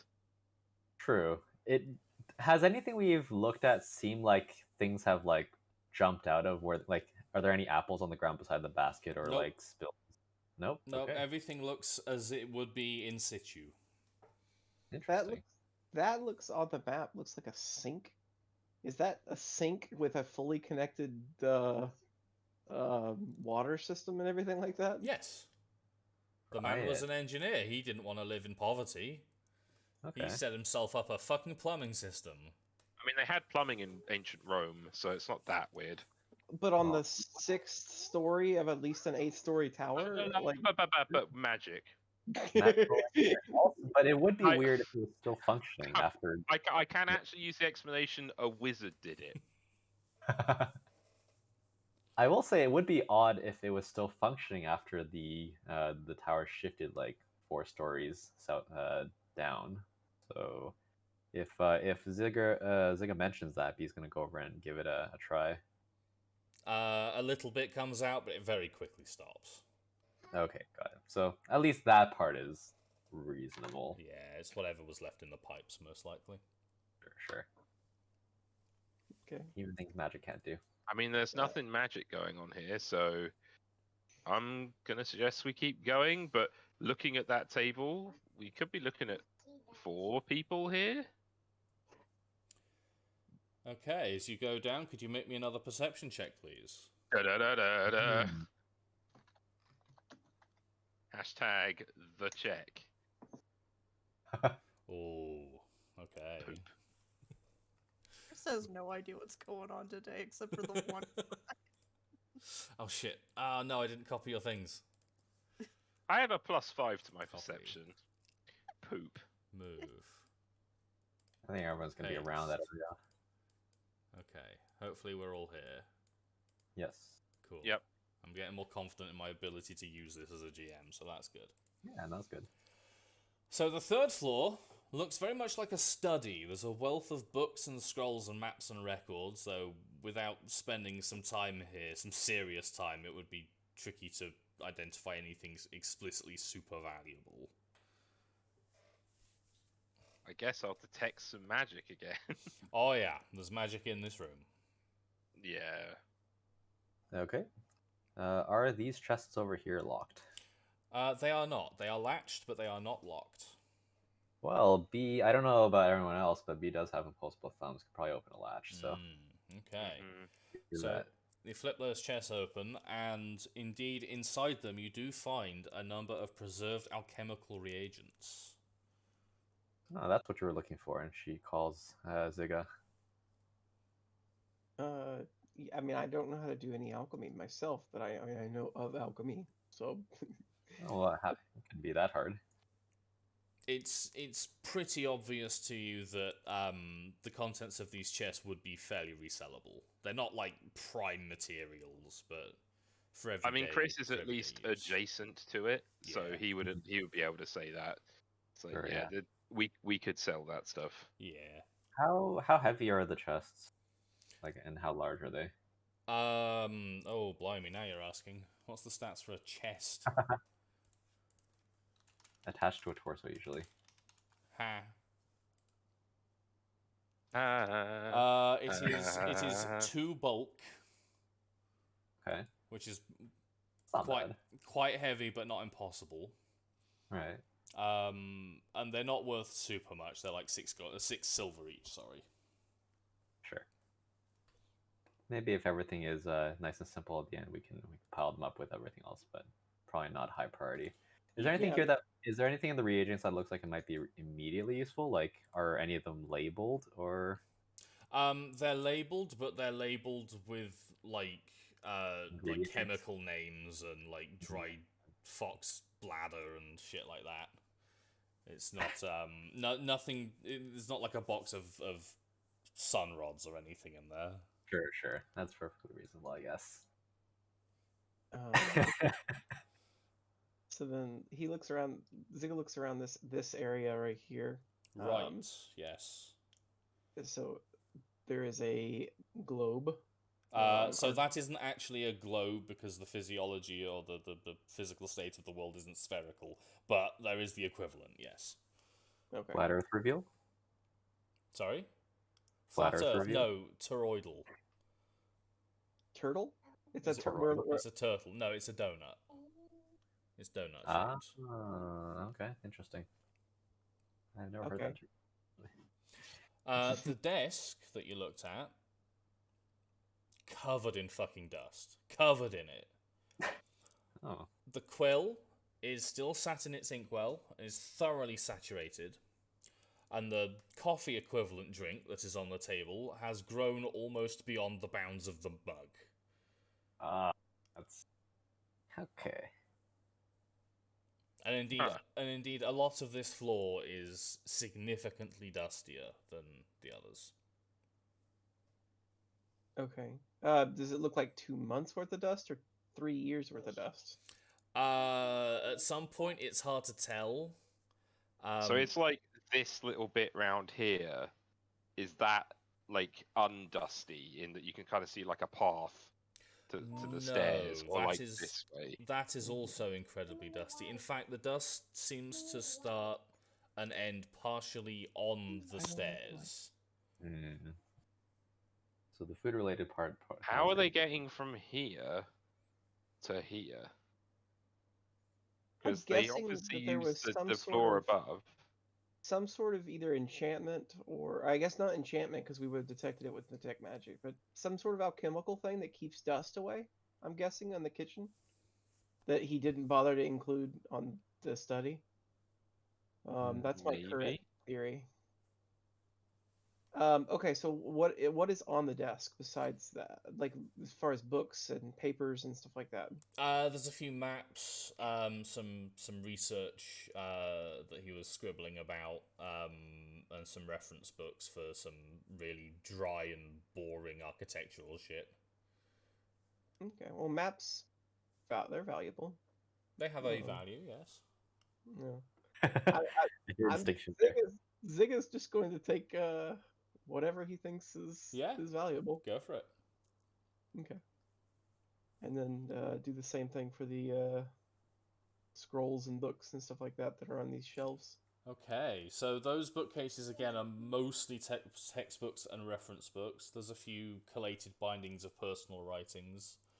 There's a few treatises on the more theoretical side of magic, some cultural stuff and engineering texts. But you do find in there a formula book which contains the formulas for alcohol and black powder.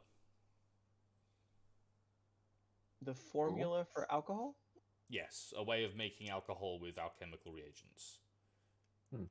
Formulas and formula books are a mechanical thing. Oh, okay. I wasn't aware of that. Yeah. Okay. So black powder is that? Gunpowder. Very primitive gunpowder. Okay, gotcha. I'm assuming that's a thing in this setting already. Like it's fairly well known. Yes, it's not commonly employed because generally people are cheaper. Sure, yeah. But it is around if it's needed. It's been used in times of war, and it's used for large construction projects. Sure. So he's not an isekai protagonist who has just developed black powder for the first time in the world. No. Okay. Um, Are those? I mean, I assume formula are valuable. They have, yes, they are. These formula are for level 0 alchemical items, so they aren't like giga expensive. They're not like 20 gold or whatever, but they are valuable for their weight, shall we say? Sure. This seems like a Skyrim decision making tree. Kinda, yeah. It's like if the basi- weight if the weight is at least 1/5 of the value, you pick it up. Yeah. No, I mean, I want to steer you away from stealing this dead gnome's fucking furniture, but his random, his expensive books and formula and shit. Yeah, fine, I can get behind that. If it's not nailed down. Yeah, just steal it all and sell it to Faerun or whatever his name was. Inexplicably, all of the books have a chain attached to their bindings that are. They're like bank pens. Yeah, exactly. They're attached to the bookshelves. You can look, but you can't take. Genius. There's an individual lock on every Yes, single one. and they're all Yes. indestructibly enchanted. Yes. Chris, you don't think you found the magical thing? The reagents aren't actually in themselves magical. And the books, The formulae themselves aren't magical either. Quick question: is that a bench or is that another chest? That is a box, I think. It is empty. I mean, also Chris will have- kind of just wander around the room and see if he can spot what it is. I also have detect magic, so I can assist with that. Cool, okay. So, anyone who is hunting this thing down, roll me a perception check, or for Chris, occult, and for Zigga, nature. My roll is the same regardless. Did that actually roll occultism? Yes, it did. Yeah, well, I guess you'd be looking around while she was. Oh, Well, easy stuff. So, amongst the papers, you'll also find a scroll of Invoke True Name, and a scroll of Healing Plaster. The former is occult, the latter is primal. Oh yeah, I remember Okay, healing. cantrip scrolls. Is there a Cantrip way scroll. to add that to my character sheet? Oh yeah, here we go. Is that under gear somewhere? Gear? Is there a scroll in the gear? No. I just searched gear in the gear. That wasn't going to do it. Consumables? Yeah, it's probably an inventory held like a stowed item, or held if you want to hold on to it, I guess. But So I typed. I went to the character builder Pathfinder Path Builder 2E or whatever on my character sheet, and I'm trying to add a scroll, and the game it just doesn't seem to like that at all. It literally just does not let you. Oh no! I thought I found it. Where do you add a scroll? I have no idea. Put it in the. Until we figure this out, can you just keep track of our? I'm putting it in my notes. But yeah, put it in your notes under Roll details for of now. Invoke True Name. yeah, Got it. I think it's pretty straight. There's a scrolls section. Is there? Yeah, there's a Where? scroll section, but you can't actually do anything with it. There's nothing in it. Okay, maybe that isn't implemented yet. That's kind of awkward, and I didn't check that, but that's fine. I just put it in my notes. It's fine. Yeah, I think for the most part, if you just put a name of the scroll down, maybe a. I mean, don't to know be fair. Sorry. I don't know if you can heighten a scroll, but plus its heighten level, if it has one, then that's probably enough information. To be fair, I already have Invoke True Name, so. You are inferior to me, Chris says to the scroll. More or less.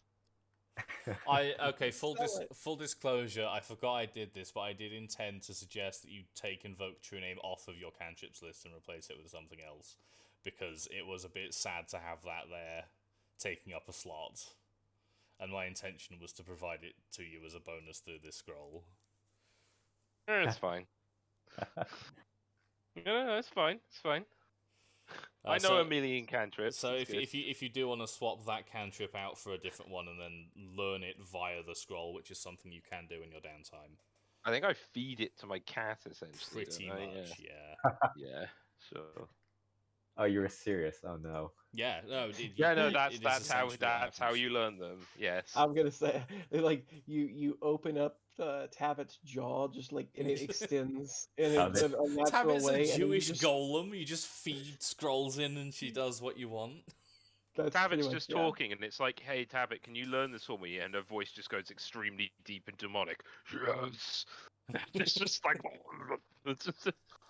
And you don't even open the scroll. You just stick it in like lengthwise, and you just push it with your finger until it goes all the way in. Oh no. Are we headed down? Is there anything else you'd like to explore? Unless like there's some sort of weird on like this room, right? The magic is now located within your backpacks. You're fairly sure you've got it. Unless there's some sort of weird like switch hidden on the globe or something, or anything under the desk that we may have missed, then that would be a perception if you want to look. Yeah, why not? Fuck it. We have no time constraint. I'm gonna look for everything. We have no time constraint, but for the fact that this has run on a little longer than I expected it to, but that's fine. I'm not used to gauging that. 22. You do not find anything hidden switchy of the sort. It does. The globe isn't even a drinks globe. It's just a globe. Okay. That's fine. At which point he'll give up on looking and go to the stairs. Okay, so could you all roll me perception, please? Oh my god, why did I use up my good roll? Here's a 6. Oh, it happened! Fantastic. Okay. What happened? Wait, did I get it again? Oh, I did. So, as you go down the stairs, Zigga and Chris feel like something's definitely fucking wrong about the structure of this tower. Oh. But you What can't. do you mean? You can't quite. Something just seems wrong around the stairs. They're not creaking too much. They're not like structurally unstable, but something isn't sitting right. Non-Euclidean geometry? I'm trying to understand what your description is even telling us. You've subconsciously you've noticed something, but you don't. There's something like you don't at consciously. The back of your head. Yeah. Seems off about it. Yeah.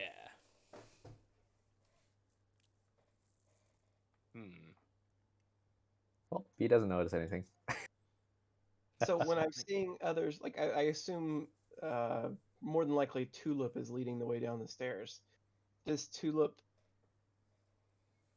travel down the stairs the way that I would normally expect to see somebody travel down the stairs? She doesn't just like blip out of existence at some point, right? Nope, she goes down as expected. Lol. Okay. God damn it. Well, I don't know what to make out of that. That's fine. I'm sure we'll find out. I mean, having noticed something, is there something is occultism appropriate? Can I feel if there's any gribbly going on? Yeah, or I don't know. Go on then. Gribbly? What does that mean? Gribbly? It's like, is there anything untoward about it? Like, does it feel like my sort of magic? Sure.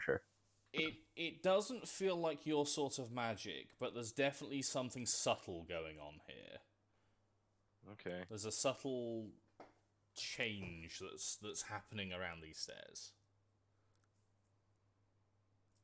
Huh. Subtle, he says. Next thing we know is we find ourselves upside down. So, are there windows? Yes, there are. So if I so I'm gonna check. So if I look out the window, Mm-hmm. can I see the windows further down the tower? Yes, just about. How many windows are there from where I am to the base? 2 below you. If I go up the stairs and look out the window above, are there Oh, 3? sorry, we were at the bottom looking out the window. What? No. I'm where we are now. Right, If I look yes. out the window, Yeah, 2 below you. if I go up the set of stairs and look out the window, are there 3? 4. Aha. Okay. Chris will come back down and go, "We're skipping a floor." You can check if you like. If you look out, you can see that we're missing one.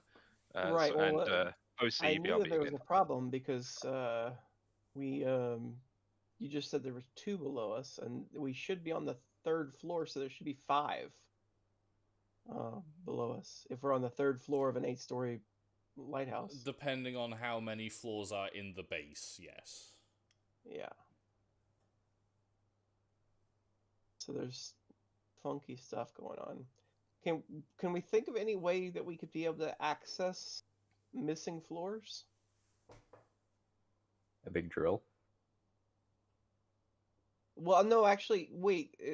Is the staircase longer than we would normally expect? Like, is it going? Is it skipping a floor that, is it physically skipping a floor? So Chris, having gone up and down the stairs and been looking out the windows while doing so, would have been able to tell that when you go down the stairs, you are ending up lower than you would expect to be. Right, so we're physically skipping. This is not magical. This is just engineering. No, it is something funky and non-engineering-y going on. So he's walking the same distance as you would normally walk down from one Yes, floor. he's descending 10 feet of stairs and ending up 20 feet down. Mhm. As an So example, don't hold me to those Right. numbers.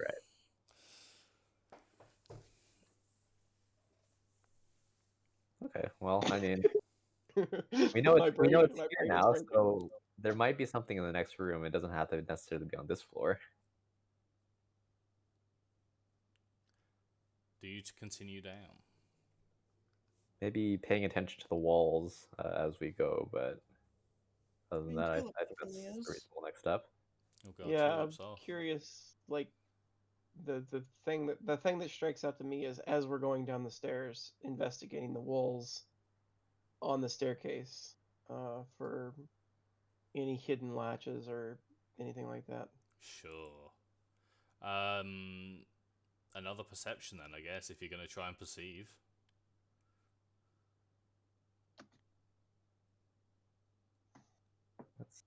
Oh, damn. Oh, these are some rolls now. We're cooking with gas now. We've taken out the kitty gloves. We sent Yeah. the hidden passageway. Kiddo has decided to climb up into my chair between my back and my chair and take a nap between in that space. Sounds great. Is Chris gonna try one?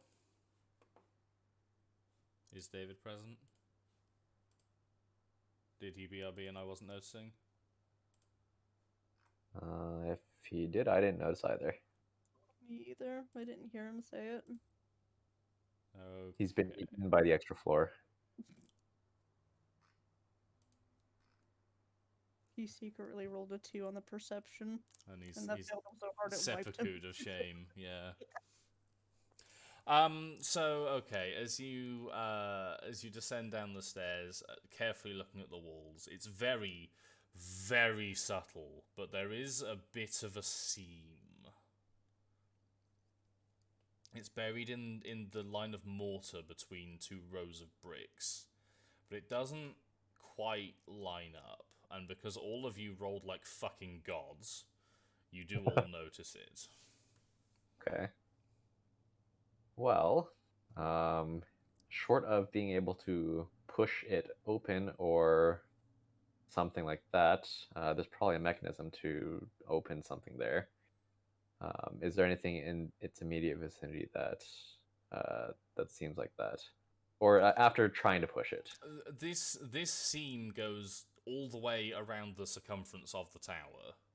Oh, It is okay. built into the outer wall. I see. That's what you mean. Not on Yeah. not on the inner wall with. No. Okay. got it. My brain is utterly shattering at whatever the hell this is. What is happening? I'm picturing like a slinky, and we're exploring like parts of the slinky. But there's like if you opened it up, there would be more there. I think the line is representing the fact that it's it's like superimposing like using some sort of magic to floors where they shouldn't normally be connected, but they don't match up exactly. That's why you can see a line there, but that in itself is not the mechanism to access it. It's just another sign that something's wrong. You've both made Right, but very I'm- good guesses there. but it's not coming up on detect magic. So I was actually I was thinking that it was some sort of engineering feat, but then you've said that that's not the case. So I don't know what's going on. The seam, now that you see it, looks a bit more magical. Okay. There is shenanigans at work here that is. Are the so not knowing the system, is there ways to hide magic so that it doesn't show up on detect magic? Even if there isn't in the system, I'm making it so that there are, so that I can hide magical things from you for narrative purposes. Okay. I believe there actually is a way. Like, does non-detection do that for some? Like, I think there was a spell called non-detection. It's like a third level. It's wizard not spell. non-detection. It's something else. But either way, it doesn't matter. You've said that that's the case. So Yeah. okay, so that we can go forward. But I'm just saying, for in-character purposes, there are ways of like detect magic isn't just a fail-safe, no-brainer spell. Yeah, I mean, Um, if you leave a magical thing out, you can detect magic on it all day. But if someone wants to build defenses against detection, they can do so. Yeah. Okay. The spell in question is only a first level spell, and it is magic aura.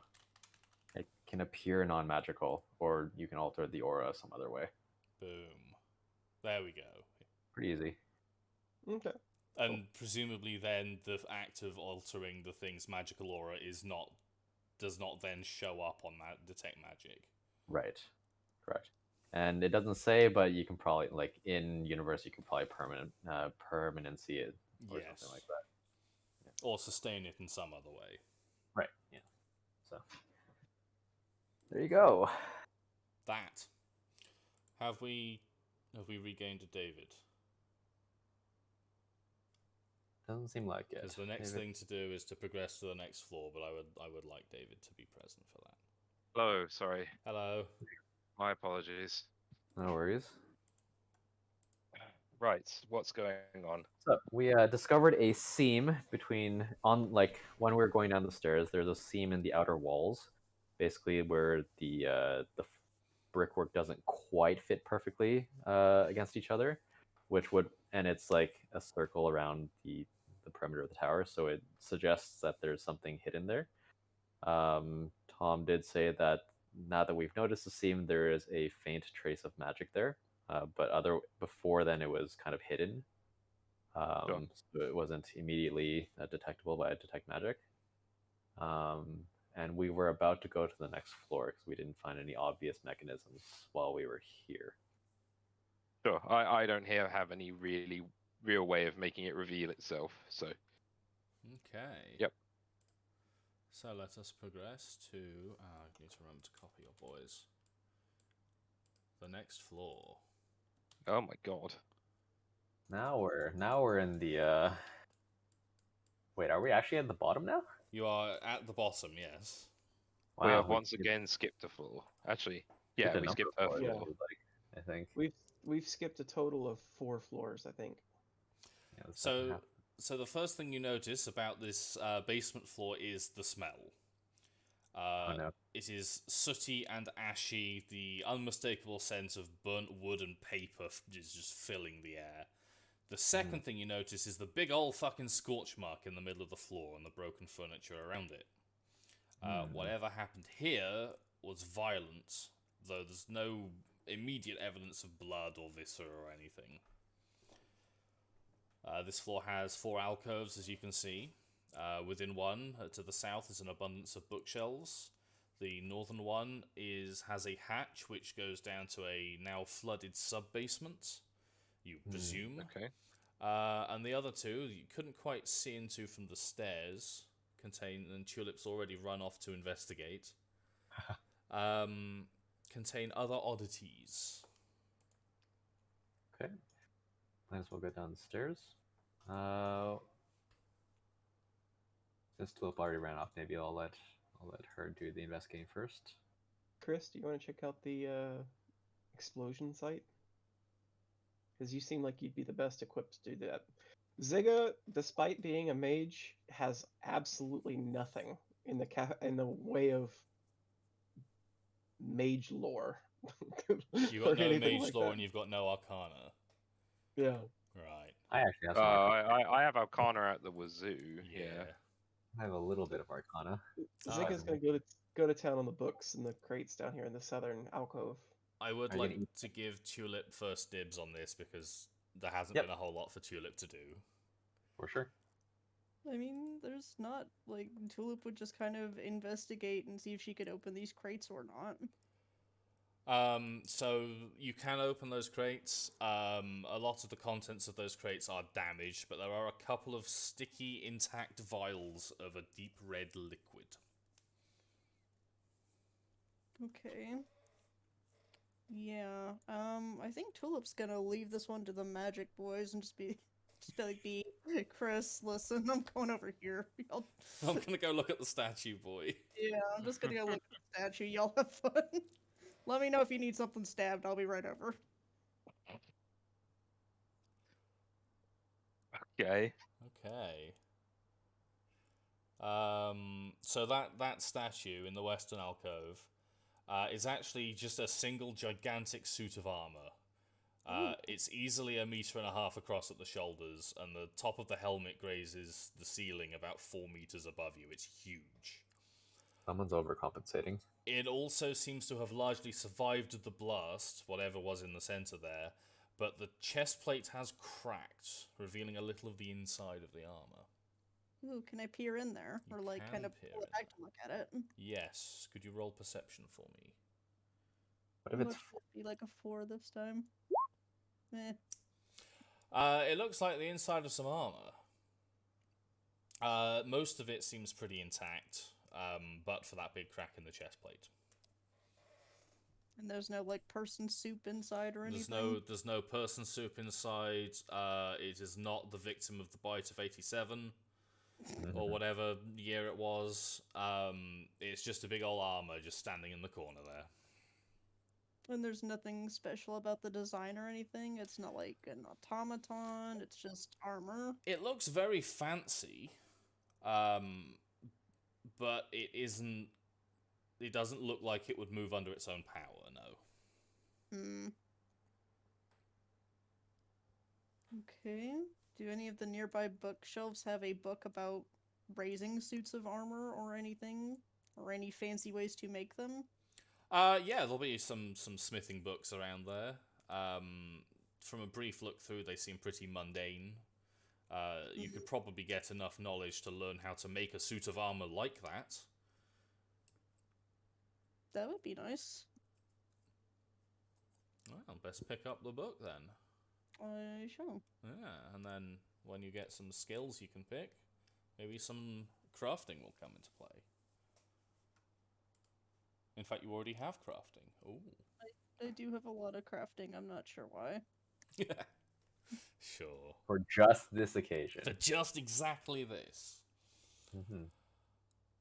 I will add a smithing book to my inventory Sure. for the walls. Right, who wants to look at something next? I was gonna look at the books in the crate in the southern area. Sure, okay. So it mostly seems to carry the same kind of books as are in the library above it. They seem, if anything, even more esoteric, including a couple that are bound in ways that you don't really want to think about. Could you roll me a perception, please? sure.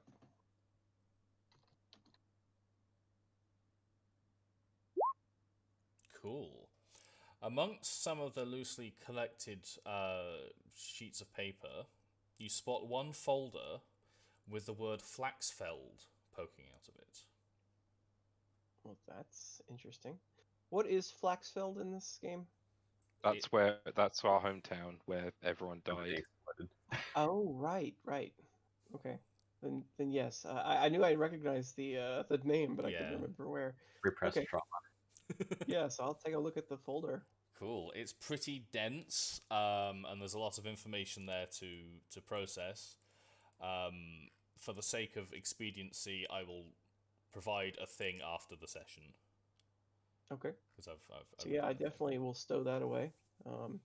Does there appear to be anything else of note in the crate, in the other bookshelf, anything like that? Nothing that would be new or surprising to you, given what you've already seen. Okay. So yeah, these. I mean, I know you said that they're esoteric, but that seems like they'd be valuable. So I'm gonna start stowing books away. Sure, yeah. I mean, you can if you can find someone who's willing to buy them, then Yeah. you could probably command a reasonable price for them. It's whether or not you want to, because fucking books are heavy, right? It's whether or not you want to carry them out, and for however long it would take to find a buyer. Well, yeah, but they weigh like 2 pounds a piece, and then they sell for like 25 gold each. You know, in Skyrim. Yeah, in Skyrim they do, but in Skyrim you can fucking spend 3 gold on a pumpkin. Most people in this universe get like fucking 2 silver a week. Okay. But yeah, I mean, like, also another thing is like you mentioned like you don't know what these are bound with, and the implication that they're bound with like human flesh or something like that. Does this seem like a laboratory that should exist in this setting? In under legal terms, like if the guard was to come down here for whatever reason, would they arrest this guy? Probably not arrest. Probably question. Okay. But there's kind of a like if you haven't skinned a man to bind a book, they're not going to arrest you for having a flesh book. They'll arrest you for skinning the man. Sure. But the book itself is evidence in another crime, not criminal in itself. Okay. Okay. Distasteful, yeah. though. Certainly distasteful. Leather. Don't eat the book. Or do. Yeah, I mean, if you want to eat the book, you can. Someone's already eating some paper later. Might as well eat the one that tastes a little better. Yeah, so I'll start stowing away books again to travel up the stairs later in like a pile of Sure. what seems valuable. Sure. This is where Tensor's floating disc would come in very handy. I imagine that's not that's like an arcane spell or something like that, right? Yeah. Well, 1, it's an arcane spell. 2, it's a named spell, so it can't be used outside of D&D. Yes.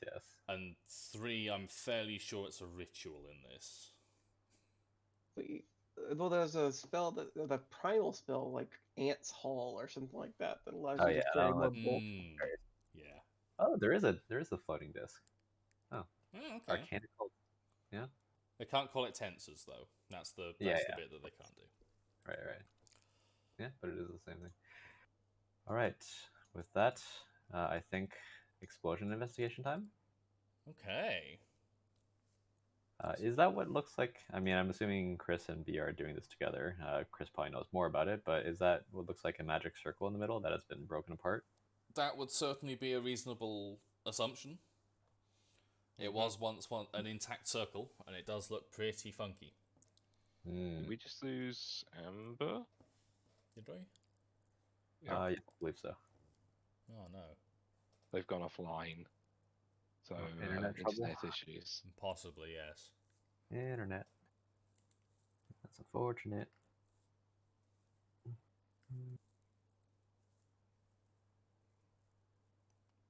How would you like to explore this? Well, does it look like there was a prolonged fire at this location, or does it look more like a blast? definitely a blast. Okay. There's soot and there's ash, but the tables themselves, made of proper sturdy wood, are surface scorched at most. Right. Okay. So cosmetically scorched and probably broken from the blast, but not burned. Welcome back. Thank you. Is there any way to discern what type of magic this was, if it was a magic circle, if we're making that assumption? Is there any way to, like, beyond the fact that it exploded, like, is there any way to determine whether it's like arcane, primal, occult? Is there any way to discern what it was trying to do? That is a very good question. Is there an omni skill that lets you determine like the magical quality of something? I think the most sensible way to do that would be to roll which of the 4 that you would like to use to detect it, and then if it's that one, then it's easier. I actually have a feat that might be relevant. I don't know. Ooh. I have a feat from my background. I get a +2 bonus to occultism checks to identify magic with the mental possession, prediction, or scrying traits. So Sure. if it has any of those, then I have a +2 circumstance bonus. If not, then Okay. shrug. But it looks like trying to identify magic is like an arcana or an occultism Yeah. or whatever check. So roll whichever you would like out of Arcana, Occultism, Nature, and the other one, Religion. And we'll take it from there. He probably knows more about occultism, but like occultism doesn't really tend to be about like blasts of fire, so I'm guessing I'll roll Arcana here. So I'm just checking the stuff on stuff. Okay. I mean, if I can, I'll roll Arcana, like, and then if you can't think of anything arcane, then I'll do occultism. Like, Sure. I don't know. No, this was definitely arcane. This is high magic. And in fact, it definitely has components related to mental magic. But it isn't entirely mental magic, and it would be very difficult to figure that out in its current broken state without some serious work. Sure. Can I tell what went wrong if something did go wrong? Some kind of build-up of energy that exploded. So it's not like they were interrupted, and that caused it to go wrong, or if it were a particularly strenuous ritual or something that were taking place around this circle, it could have happened like that. What you do notice is that aside from the circle itself, the floor around it is entirely intact. It's scorched and sooty, but it is stable and good. is there? Would this sort of ritual require more than one person? No, most likely not. Okay. I have 2 quick questions. Mm-hmm. One is this was the ground floor, right? If I remember correctly, like. This would have been very close to the ground. Yes. Okay, so this is the second floor. If that hatch led down to where the actual ground floor would have been. That is a reasonable assumption. It would be difficult for you to say for sure because it's all underground and underwater. Sure. Okay. I was just recalling what the grumpy guy was. I don't remember names at this point. But the grumpy guy was. Because he was gay orc, remember? Oh yes, Georg. What he was saying about the this, like, the I guess flanges, whatever they're called, were at the bottom, the base of the. They were, yes.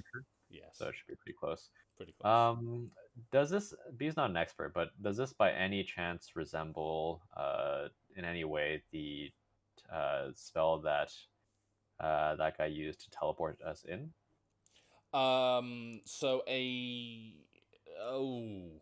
Good question. Can you roll me either Arcana or Perception at a disadvantage? Let's do Arcana. Sure. Nope. Okay. So the inscribing kind of patterns around the outside look similar to what you saw. Okay. But besides that, you can't really tell. Sure.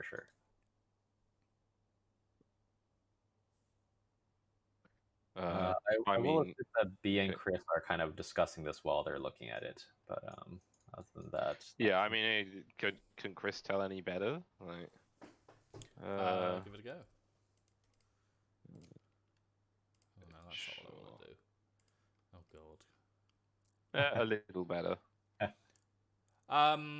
So if you look really closely and squint and kind of tilt your head, you think you can see the same pattern in a subset of the grooves around the edge. So it may have had something to do with translocation, but that's not all it was trying to do. Yes, and in fact it looks very, very complicated for a given magic circle. Sure. demon summoning. Is that a thing that's known? Is that a thing that's known? That would be a cult. That would be a cult, not arcane. Usually, that is a thing that is known. As far as B, what's B's things looking like? You have a bit of Arcana. Yeah, nothing else. But it's not great, and you don't have anything else. So as far as B's concerned, yeah, it could be demons. Who knows? Yeah, I'll just throw out my 2 random guesses and leave it at that. One is because she doesn't know any better, demon summoning or summoning of something. Or it was a teleportation circle that's complex for some reason, and someone accidentally sent over a bomb. Sure. Or someone malicious sent over a bomb. Sure. But yeah, that's her 2 random guesses. it seems coincidental to have this here and not have it to do with the fact that this fell through the hill. Yeah, that just seems a bit weird. Like why? Like what? So I'm assuming it has something to do with the fact that the lighthouse now fell through its own hill. Maybe it moved all of the dirt from under the lighthouse to somewhere else. That's interesting. Tulip. Anyway. Amber. You're muted.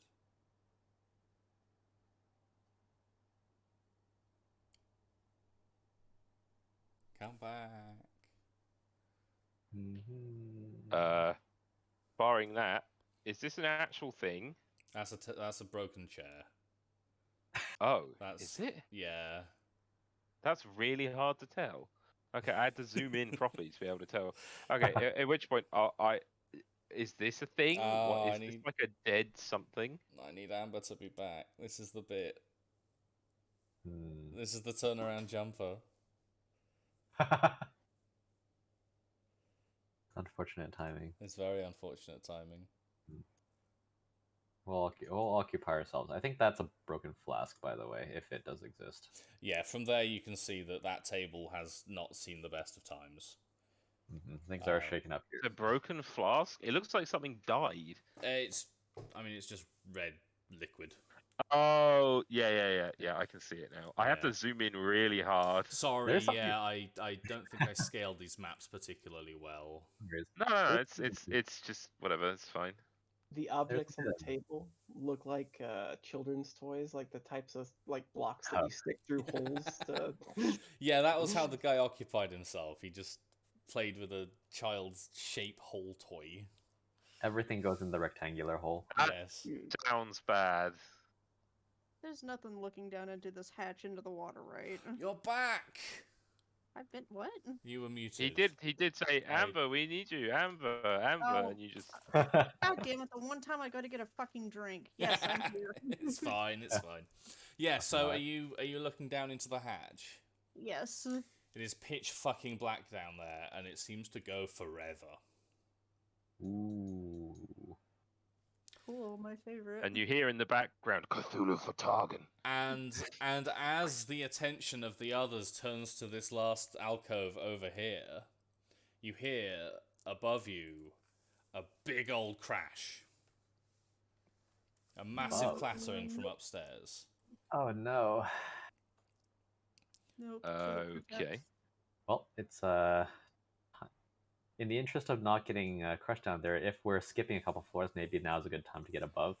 And That as you go up the stairs, you see that a bunch of crates have been dropped at the top, essentially blocking you down here.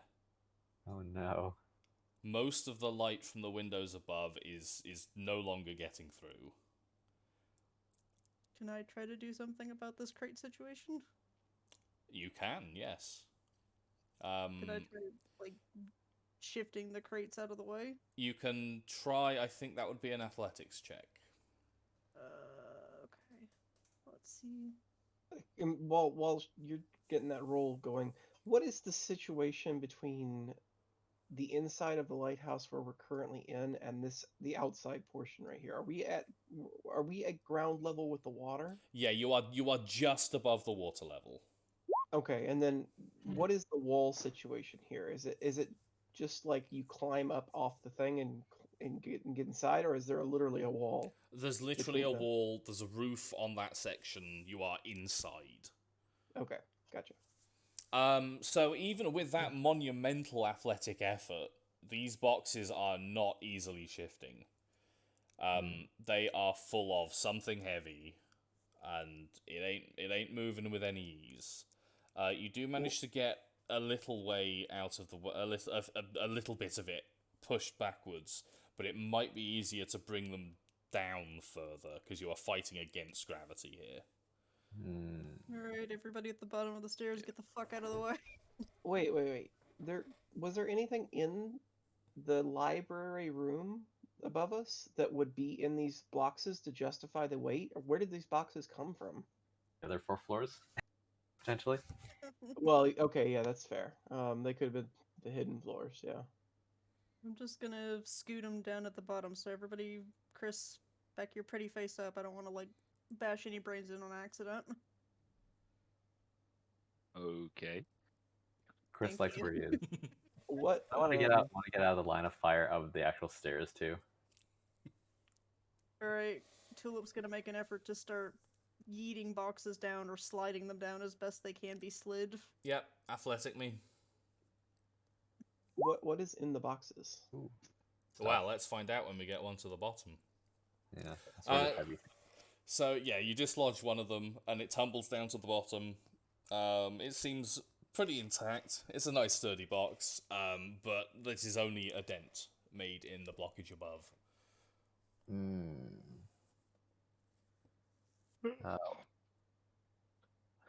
Chris like wanders over to the box and starts like trying to pry it open.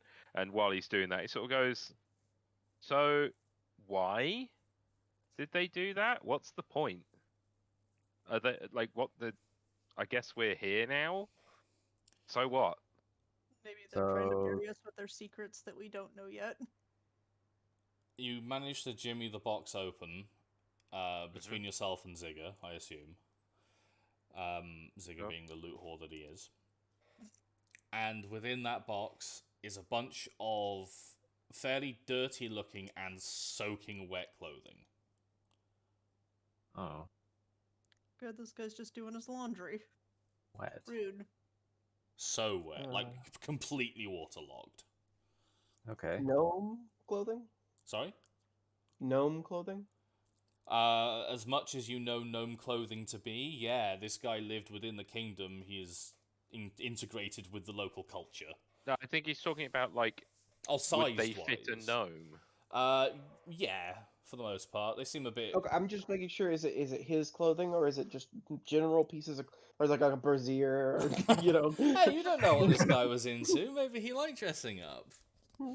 No, it does look like Lonely clothing that would be appropriate for a middle-aged gnome bachelor. Yes. Okay.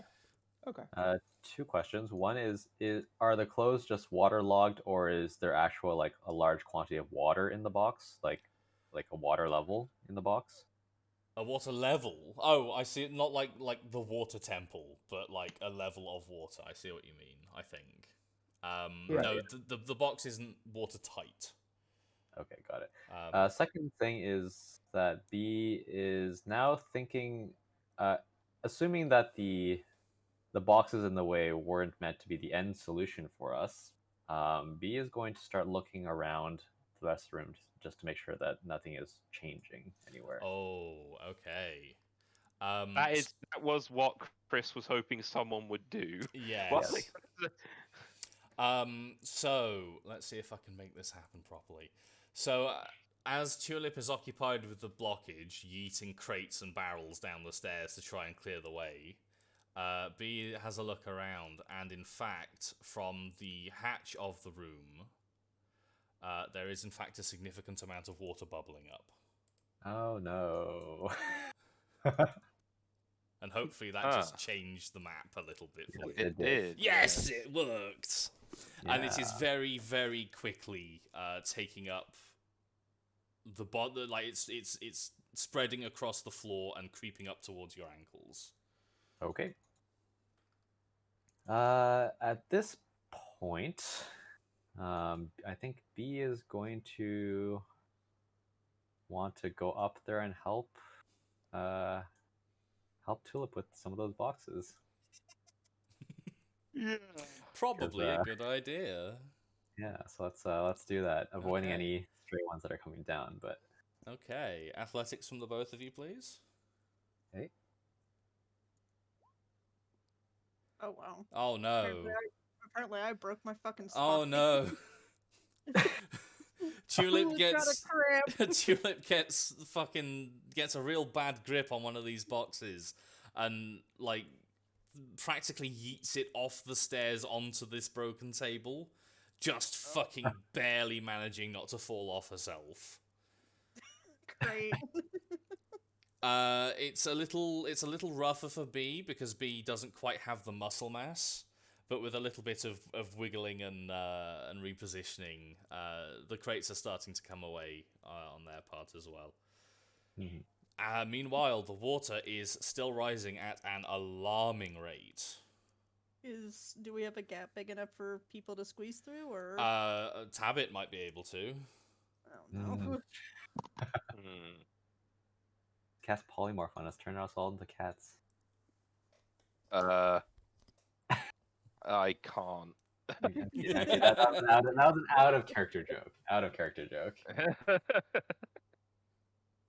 Oh no. Can I I barbarian? wonder whether rage one of the this? Fae I can summon could actually do something helpful. I They need to tend know to what the be list of level 1 Fae fucking tiny and tricky and not big bulky. but they might be able to make like a portal or some random junk. Ah, maybe. I need a list of Fae. Where the fuck is that? It's really awkward to find, unfortunately. Can I berserker rage at this? I think that's my only solution to most problems. And just beat it up. Yeah. You potentially could, yes. Let me check the restrictions on that, so you're not like eating a daily for this or something.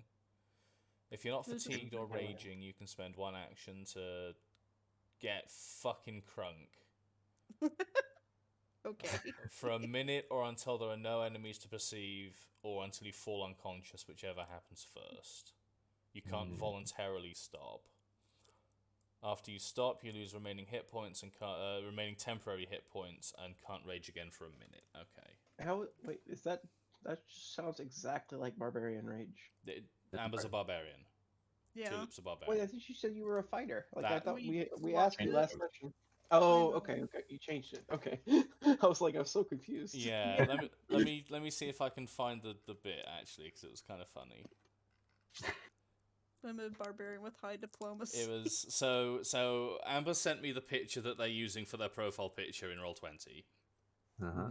And I said Tulip got fucking edgy, and they said I like to think that Tulip has a Zerka mode that she's 100% unaware of existing.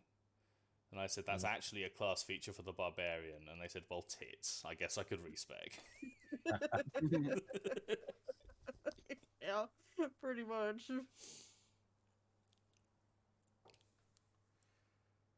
So you want to rage at this? You want to attack the boxes?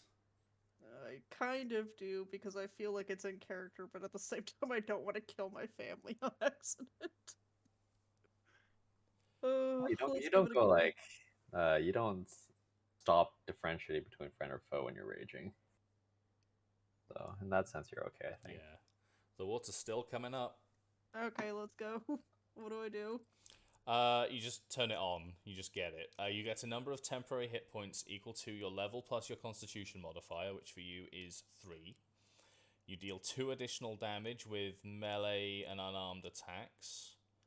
You take -1 to your AC, and you can't concentrate. I'm not sure how helpful that is to doing this. Well, I could get my It's bastard sword and two-hand my way through the crates, maybe. Well, I mean, she rolled a 25 earlier, and she only moved a single box. So, I mean, I think it's just a complex skill check in the sense of, like, mechanically, I think it's just a complex skill check. We just need to keep moving boxes. So, So how literal are we being with the use of spells? It does what it says on the tin, mostly. It doesn't actually have the effect that what the spell does might have. Well, actually, hold on. What happens if I get, like, if I just look at the boxes that you're trying to move, and because you're just trying to shove them down the stairs and let gravity do the work? What if I cast grease underneath the boxes? Exactly. I can summon something that can cast grease. I was thinking, can we grease the boxes and just like move them? Grease would absolutely help. Yeah. Okay, As long as we're careful not to slip down the stairs ourselves. So surely what you want to do is cast grease like under the boxes, and then can't we just shove them? Yeah, because there wouldn't be any more. There would be a lot less surface friction. Yeah, I'll just cast grease underneath the boxes. Consider gravity. They are much more likely to come down than you are to be able to push them up. They are very heavy. I thought they were on the landing. Well, No, they're on they're kind of leaning down onto the stairs. I mean, if they all fall down the stairs, that's fine too. That is a success, as long as none of you get steamrolled by a bunch of heavy boxes. Yes. I mean, I'm just gonna like stand on this box so I'm not getting wet. Mm-hmm. Tabit is probably looking around very unimpressed right now. Yeah, and I'll just Okay. cast grease on the boxes. The Tulip And and Bee actually the walls and want to everything, get out of basically. the way. Yeah, that seems like a reasonable Okay. thing. This water is up to like almost to your waist now, so Oh, it's good. I'm definitely getting out of character. I'm getting Titanic flashbacks now. it's a little bit and there aren't even any Preparing doors the for you to whistle fall for the off. whistle scene Yeah. soon. Probably freezing too. So it's 4 contiguous 5-foot squares or 1 object of bulk 1 or less. So it would either be 1 box or the floor under the boxes. Yeah, I was gonna say Wow, the difficult floors, decision. the floors and walls of the around the boxes. You can just about manage the floors and a bit of the wall, but that does indeed help. And a bunch of the boxes come tumbling out like what happens in my bathroom after a bad Taco Bell.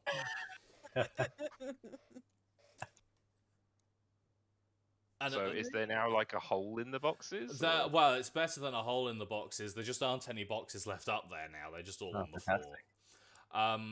But at the top of the stairs, as you scramble to make sure no one has been flattened, you look up and see 2 odd humanoids staring back at you.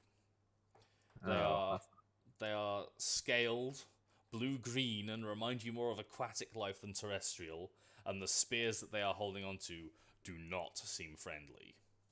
The spears are also pointed down the stairs at you, and one of them gurgles at you. You couldn't just drown, could you?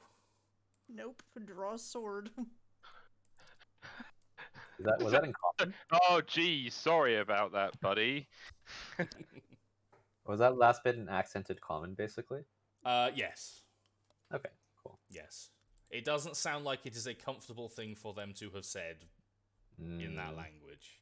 Well, I'm Why? glad that they took us into consideration. Yeah. You Why do couldn't you want us to drown? it's like, oh, gee, sorry, you couldn't just not be able to breathe, could you? It's just like you look like fish. Is there a thing on the sheet that does that neatly? I imagine there is, isn't there? There What, is an initiative? initiative button. Yeah. is that's the- what I said. That'd roll. Is there What one is- on this version of it? Yes, I think I just clicked Why did that not add me to the thing? You have to click your token. Same What as is an Oh, well, I rolled a 22. Bollocks. so just do it and then edit your initiative then. What is initiative? It's beside the perception roll on your sheet. Right, but because I don't have any modifier? What Oh, is it- the it modifier? is your perception roll. It literally is just your perception roll. Yes. Oh, okay. In most So then cases. the +3 to that. So Oh, well, I rolled exactly the same somehow again. No, did I? Yes, I did. Lol. You did. So there you go. Easy. Okay. I'm gonna take such a beating. Right. So these boys are not happy with you, and they are coming at you with sticks. Sticks with pointy ends. With their very pointy ends, yes. So we're gonna have, which one is it? He's gonna move down the stairs as one action, and he's gonna stab at you, Tulip, as the person who is blocking them from coming further into the room. just out of curiosity, for roleplay purposes, is this our first like lethal fight against humanoids? Probably not at this point, right? Probably not the first fight that could have been lethal. These are probably the first humanoids that unambiguously want you dead. As opposed to wanting some stuff. As opposed to wanting to, rob whatever it is you're protecting. How much damage did I take from that? Well, I haven't hit you yet. Does that Yes, work? he hasn't rolled. I have hit you for 5. 5 damage. 5 damages. But you do have 3 temp hit points. So. Yes. Why? Not yet. They haven't raged yet. Oh, okay. It's an action on their turn. And they are then going to fucking do it again because they aren't happy. But that's gonna miss. That's gonna miss quite Yeah, the well, first one yes. lands neatly in the middle of your chest, but the next one is just off. Chris is up. Okay. Now let me just check something here. So on the path builder thing, are the arrows an indicator of the number of actions it costs you? Correct. Yes. Okay. So on your sheet, invoke true name is 1 action. Almost everything else is 2, and summon Fae is 3. Yeah, so I can like spend my entire turn to summon as a buddy. Which will not be able to act until your turn, I think? Or does it gain an action immediately? Fucking know how that works. It works like summon animal. I need to attach PF2 to that. You conjure an animal, it has the animal trait, except that one has a Fae trait. That doesn't help at all. That's remarkably unhelpful. Summon animal. Let's see.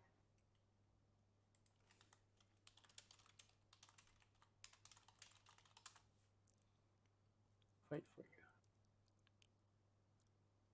The summoned animal gets the minion trait, which gives it 2 actions on the player's turn as part of the sustain spell action.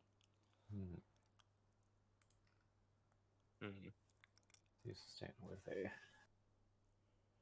It generally attacks your enemies to the best of its abilities. So I guess I control it unless you spend an action to control it and sustain it. That's I think fine. you have to sustain it by default, or else the spell ends. Yeah, or else it falls over. Yeah, when I you guess sustain a spell, it gains 2 actions. Okay, sure. Or else it doesn't do anything. I'll summon as a buddy. I will summon a tooth fairy because it's fucking grim. Okay. I don't want it to just get immediately murked, so I will probably summon it like close enough that it can go and attack them when it actually gets to a turn. We are blowing some spells on this scene. Okay. I don't know. I have no idea. Like Tom, I don't know how many encounters I'm having. I'm using the thing. Fuck it. Okay, no, that's fine. Okay, this is your summon. Where would you like him? What's its movement? 10 25 10 feet feet fly. floor, 25 feet flight. It will be flying or it will drown. Yeah, so it's fine, but that means it can get to them from wherever the fuck it wants. So it will just like sit here, and then it can move to them regardless. Sure. That's fine. Cool. And I assume you will make it kick their crap in if possible. So. Yes, I will. You know what? I'm gonna say that for at least this session, as part of summoning it, you give it the 2 action command, because Oh, okay. that keeps you having the agency, and I'll look up how it actually is supposed to work afterwards. What? So do I get So, to make it move now, or does it move later? Yes, it would be now, I think. So I it guess. has two actions. Parry. One is move, and then the other one is attack, probably. One is Yeah. move, the other is pliers. Yeah, the other is use like fucking what is it, tooth tug or so? Oh no, it has to use pliers strike. Yeah, the It's last if really the last action was a pliers strike, you get to pull its tooth out. So I guess I will pliers strike or walk up to, I don't know, the one that's hitting friggin' Tulip and pliers strike it. Sure. So I go guess for it can just sit here. I have control over it. Sure, yes. So it's there. Yeah, and then And I have then- no idea, and then roll some dice. So I Yeah, have no idea. attack +7. Yeah, so roll 1d20 plus 7. Holy shit, it has a good mod. Slash roll 1. It's proficient. D20 It's plus- proficient and it has good dex. Yeah. Holy crap. That- Okay, roll 1d6 bludgeoning. roll but- 2d6. Why Because is it it- 2d6? because I Is that crit him. crit? Did it? Yeah? 19's a crit. Bang on Nice. crit. You were 10 over. It's plus 10 is the crit, not 9. Oh. That's 6 damage. Okay, so this boy... Fuck, where did I put their health? I know I put it. Where did I put it? Looks like somebody's losing a tooth. That is in itself an action, sadly, so you can't do Yeah, anything so about it's that like- one. Yeah, I can next Oh. turn I can tooth tug and then attack. Okay, it has taken its damage. It does not look fucking happy with that. It is bleeding from the mouth. Yeah.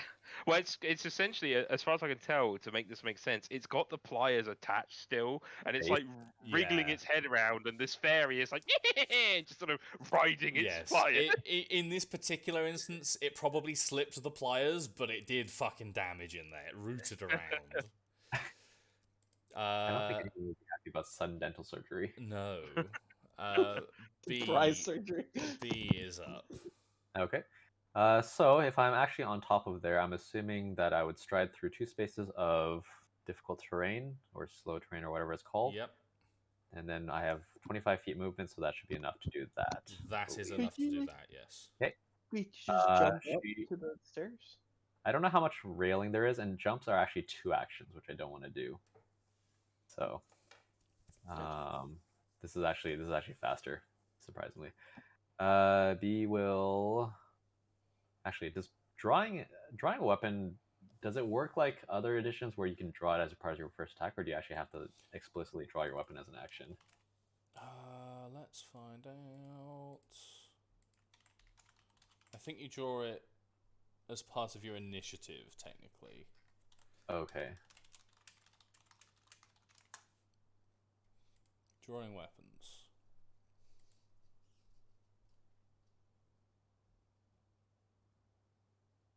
That didn't help. Draw a sheath a weapon. No, that's for the previous edition. This is remarkably unhelpful.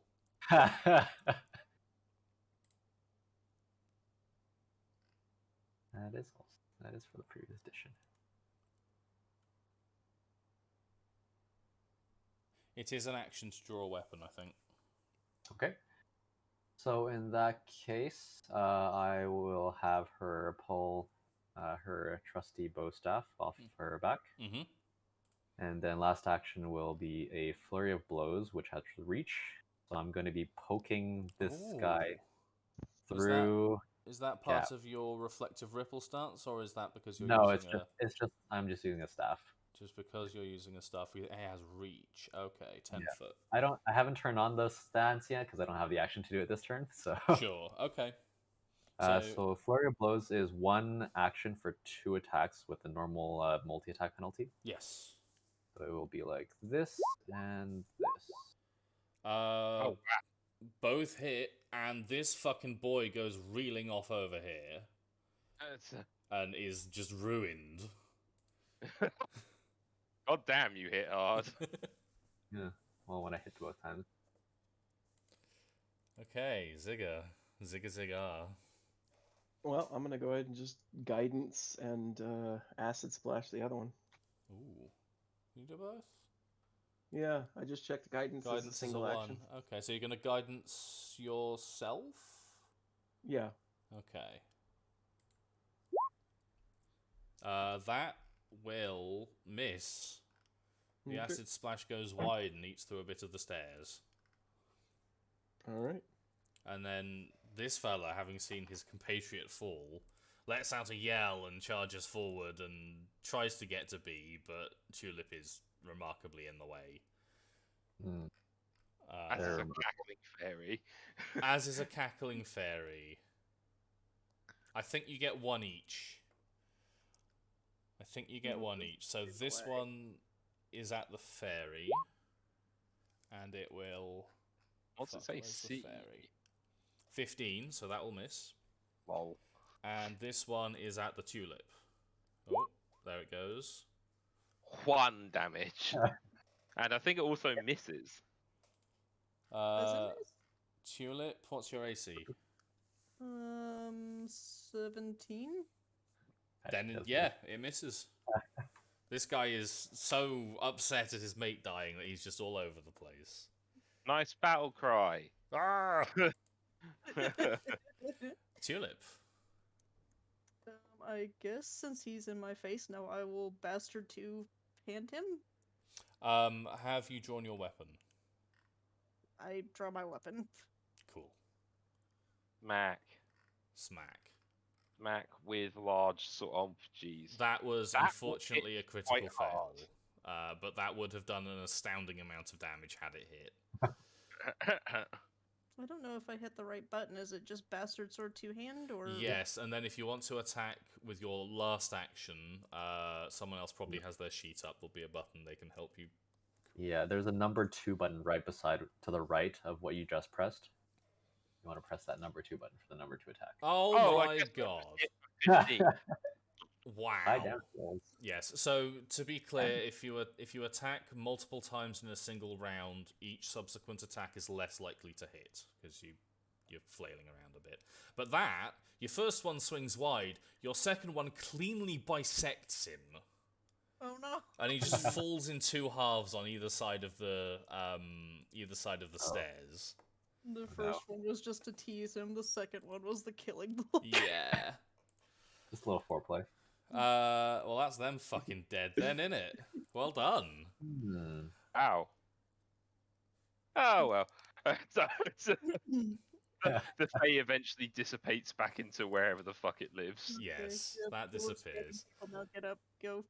Get on up. The water has stopped rising. Oh. Interesting. And in fact, if you look back over to the hatch, you Uh-huh. see a little head poking out of it. Oh no. And they see you, and then they go down. Come back here, you little bitch. And eventually the water does recede back to its normal level, but for a bunch of puddles on the floor where it's not quite even. Bitch. But he has gone below.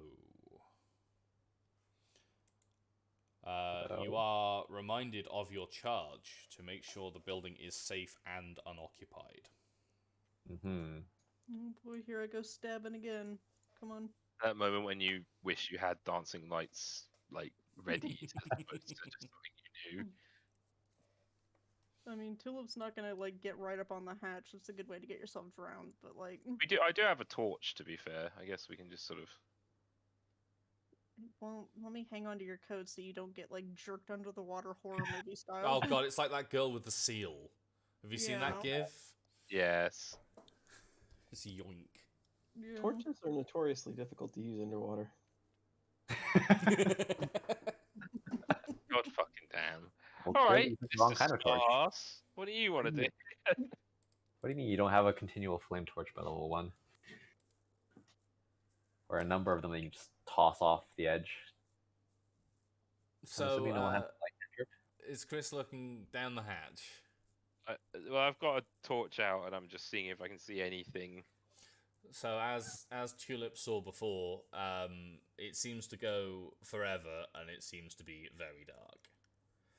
And indeed, from that angle, you can't actually see the outer wall here.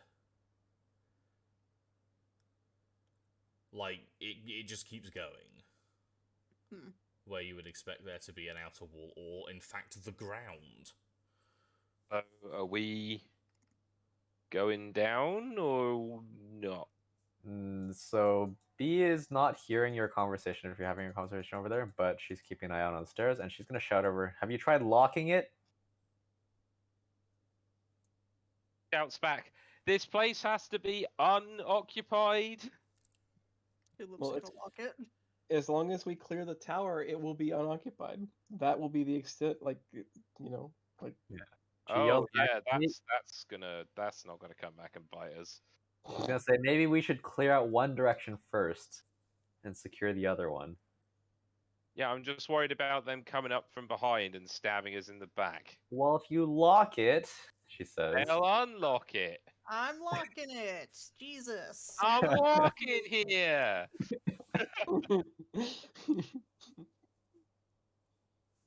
Consider it locked, please. Jesus. Oh, you Can know we what? actually even lock it? There No, isn't there a is a lock lock. on it. Maybe could try piling put something on top of heavy it. on top of it. Yeah, maybe Tulip could lift one of these crates. Yeah, the crates of clothes. Yeah, Yes. with a bit Now of, they're being used against them. with a bit of struggle, you definitely could. Alright, I'm gonna try and do that, I guess. Do I need to roll something? Give me an athletics to see if you crush yourself. You don't crush yourself. You're fine. You can do it. Alright. Only your toes. Let me put. Where's a nice brown? There's a box. Oh, that didn't have Yay. a fill. So these humanoids that we encountered, are they wearing clothes? Yes, they're wearing almost a type of robe. Okay.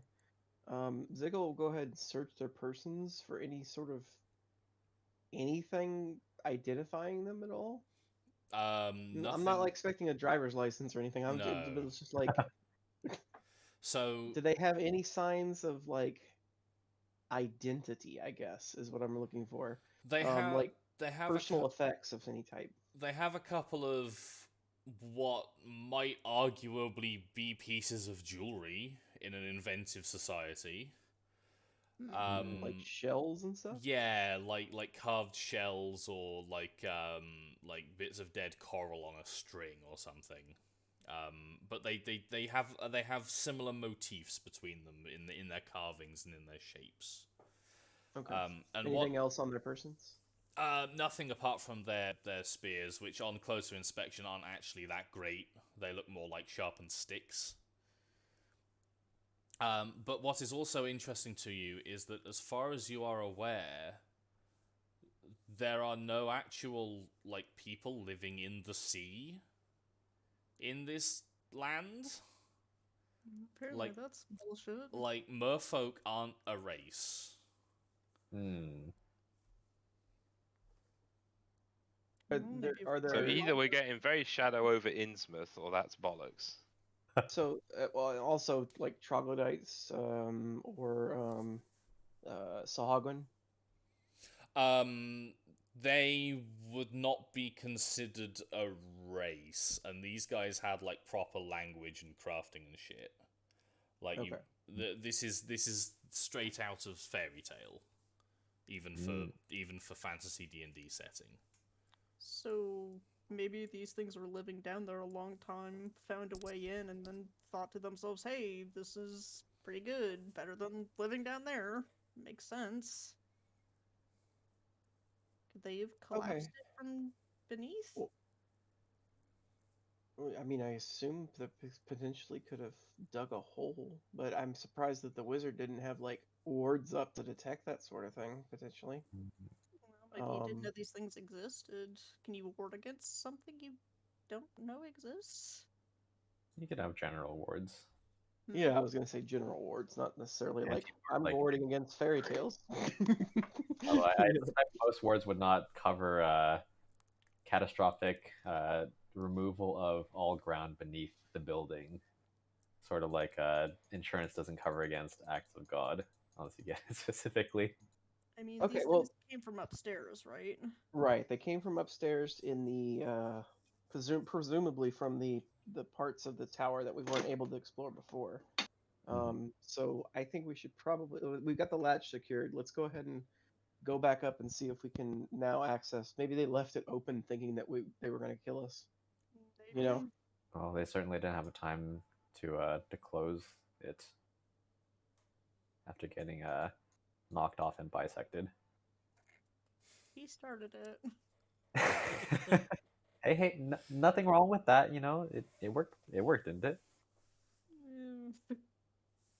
Is that consensus? Are we going back up? Yeah. Okay. Yeah. I mean, if we're lucky, they thought that they were going to kill us, so they didn't close off the secret path. Okay.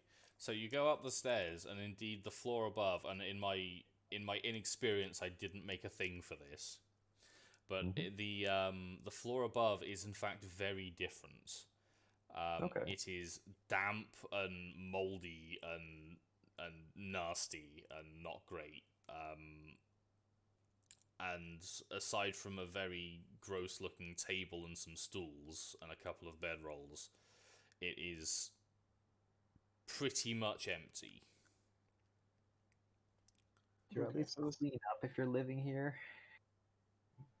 This is the proper second story of the tower. Based on the windows, I guess. Should we keep heading up then? See if we can catch all of the odds? I think we might as well, even if it's just like a quick time skip kind of thing. That if there's nothing else there, just to kind of cover our backs if we are going down deeper. Yeah. Alright. Sure. I think in character that would be reasonable.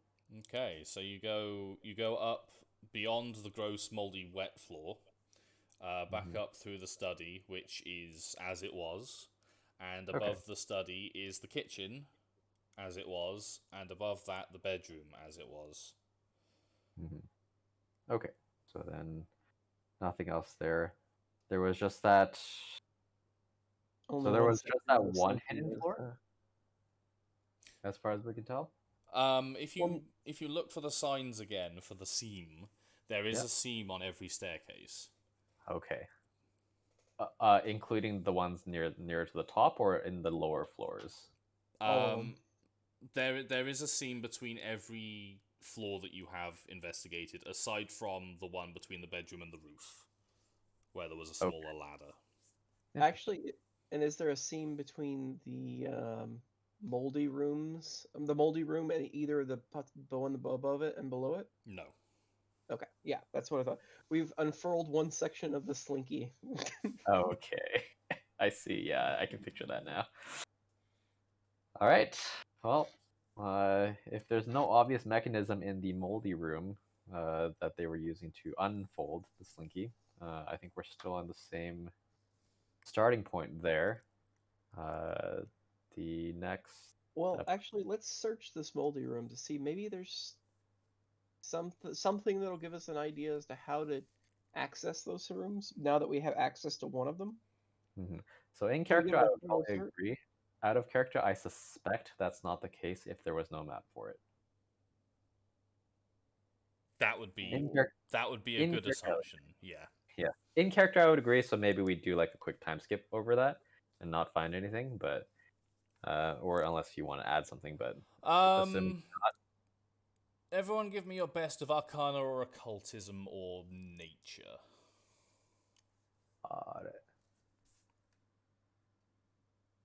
Okay, that's a pretty good. Damn, B. Damn, Tulip. Nailed it. Okay, listen, alright, I'm a simple creature. I didn't have any modifiers in any of those. It's That's fine. reasonable. It's fine. Am I getting one from Chris? Is David still here? Did David go AFK?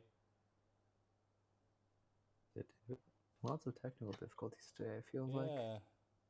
Unfortunately.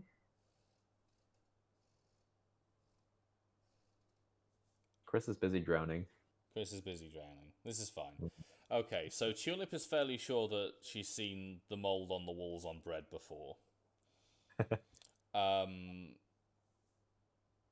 Zigga doesn't manage to find anything that they would consider reasonable as a triggering action.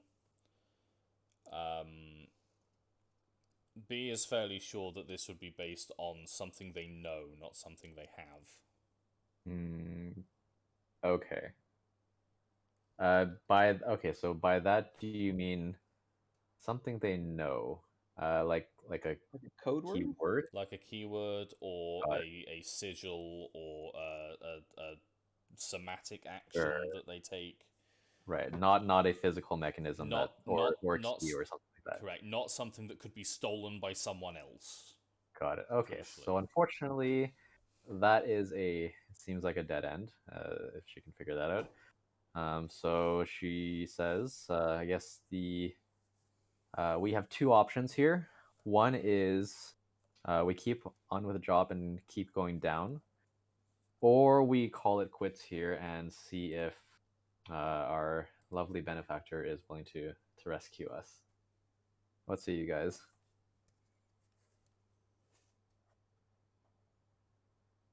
This is in character. Out of character, I know what we're gonna do probably, but I hope you do.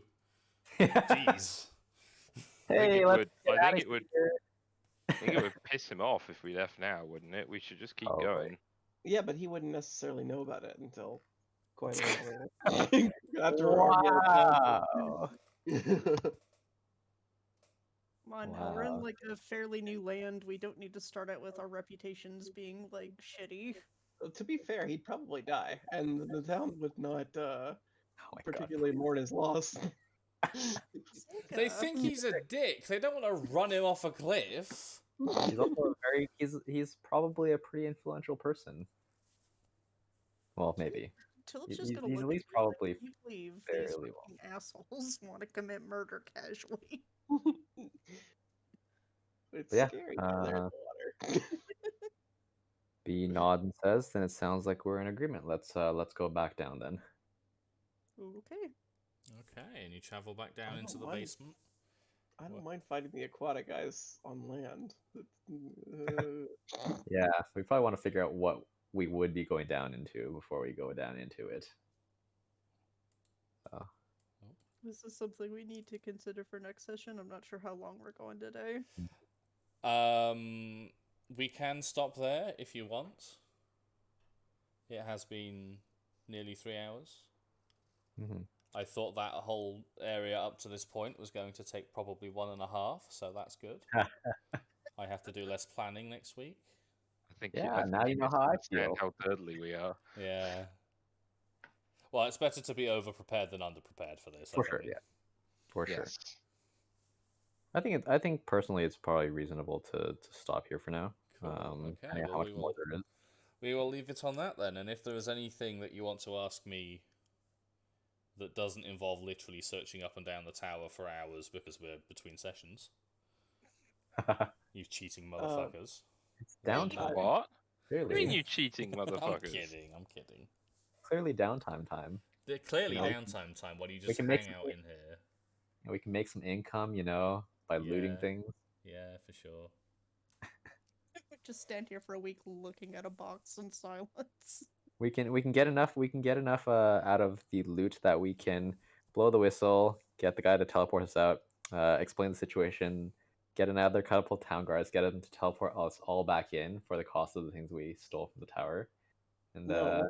Well, come we back need- with like 6 guards. Yeah, what we need is a shop vac. Yeah. Well, we just drain the basement. Well, I think they drain. Well, I mean, it seems they have control over it, but we'll see. That would take an exceptionally long time. Yeah, So where are you gonna put all that water? out in the sea. You're just gonna Just fill like up. a- From You're the just gonna sea. fill up the interior of the dome. You would come into a problem doing that actually, because it would come back in the windows before it crested the top. Mm-hmm. So you'd just be shot Oh, no, I vacuuming mean, into like- yourself. No, dude. send the hose out into the ocean, like the proper ocean. I think it's probably coming from the ocean. Just a guess. I don't know where it actually is because they're clearly connected to somewhere else, but I suspect they're the same source. You could just scream down into the water until like the merfolk get offended enough.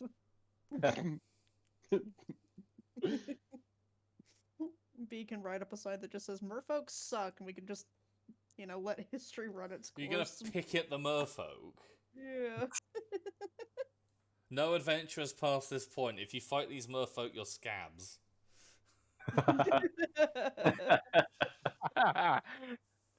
Oh my god, please. Maybe they're allergic to apples. Maybe. I mean, they never come into contact with it, so maybe there's some it's like bringing disease over from the east to I was about to the say they come Americas. into contact with us for like 10 minutes and suddenly they've got the plague trademarked. I mean, they're The apple. evidently allergic to bastard swords. Like that one guy was, but we can't all speak for Greg, now can we? True. I don't know. I don't know if that applies to the entire species. It seems to be a very divisive issue. Ha! Oh no. Oh, that was a I pun. have a being a barbarian. And look back on all these brutal kills and be like, I'm sorry. You're a different person when you're raging. I know, but still, Tulip's sorry. You don't have to be sorry. Do you think? They are Do you sorry. think Tulip ever goes into a barbarian rage because they're hangry, Yes, absolutely. and they just they get their +2 damage against like a loaf of bread to cut it up to make sandwiches? So what you're telling me is Tulip is actually a Morpeko. Yes. Yeah. No, I'm A just imagining 6-foot-tall Chris, like, Morpeko. throwing a sandwich cautiously into a room and then locking the door. Be like, that should do it. Just give her 15. Oh no.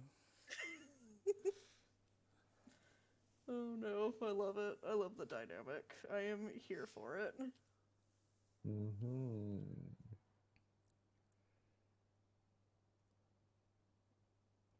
All right. Well, I think I'm probably going to go shopping for groceries now. Oh, exciting. Yeah, it is, because it comes with the McDonald's trip. It's a tradition at this point. Don't tempt me. Every 3. For me, it's only every 3 weeks. So Yeah, I'm actually gonna probably do about the same. I'm gonna be streaming here in just a little bit, Sure. playing some more Titan quests, and then after that, I'm going to go grocery shopping myself and stop by a burger place as well. Oh my god. Can't believe that Titan Quest is still a thing. I was playing that game in Not- secondary school. Not only is it still a thing, they just released a new expansion like literally a month ago. Yeah, I know. I saw that and was like, "What the fuck? Again?" It's so much like it's crazy how well this is supported. Like it's received like an expansion every couple of years for like 20 years now. Hey, if it keeps making them enough money to support them, why not? I mean, it's wild because it never was that popular. Like it's never It been really Diablo wasn't, level no. popular, but it's received like beyond Diablo level support. Like the studio apparently just really likes their products. Hmm. But yeah, if anybody's interested, by the way, we're always looking for another person to play with us. You'd have to be power levels quite a bit to catch up to where we're at, but we're down for that. That's fair. I usually play like half an hour after our session ends, usually, so I can grab some food for the kiddo and me, and then get started again. But yeah, Okay. I'm gonna go do that. Cool. All right. Thank you for playing. Thank you Cheers. very much for running. It was a lot of fun. Glad to hear it. Yeah, it That's was a all good one.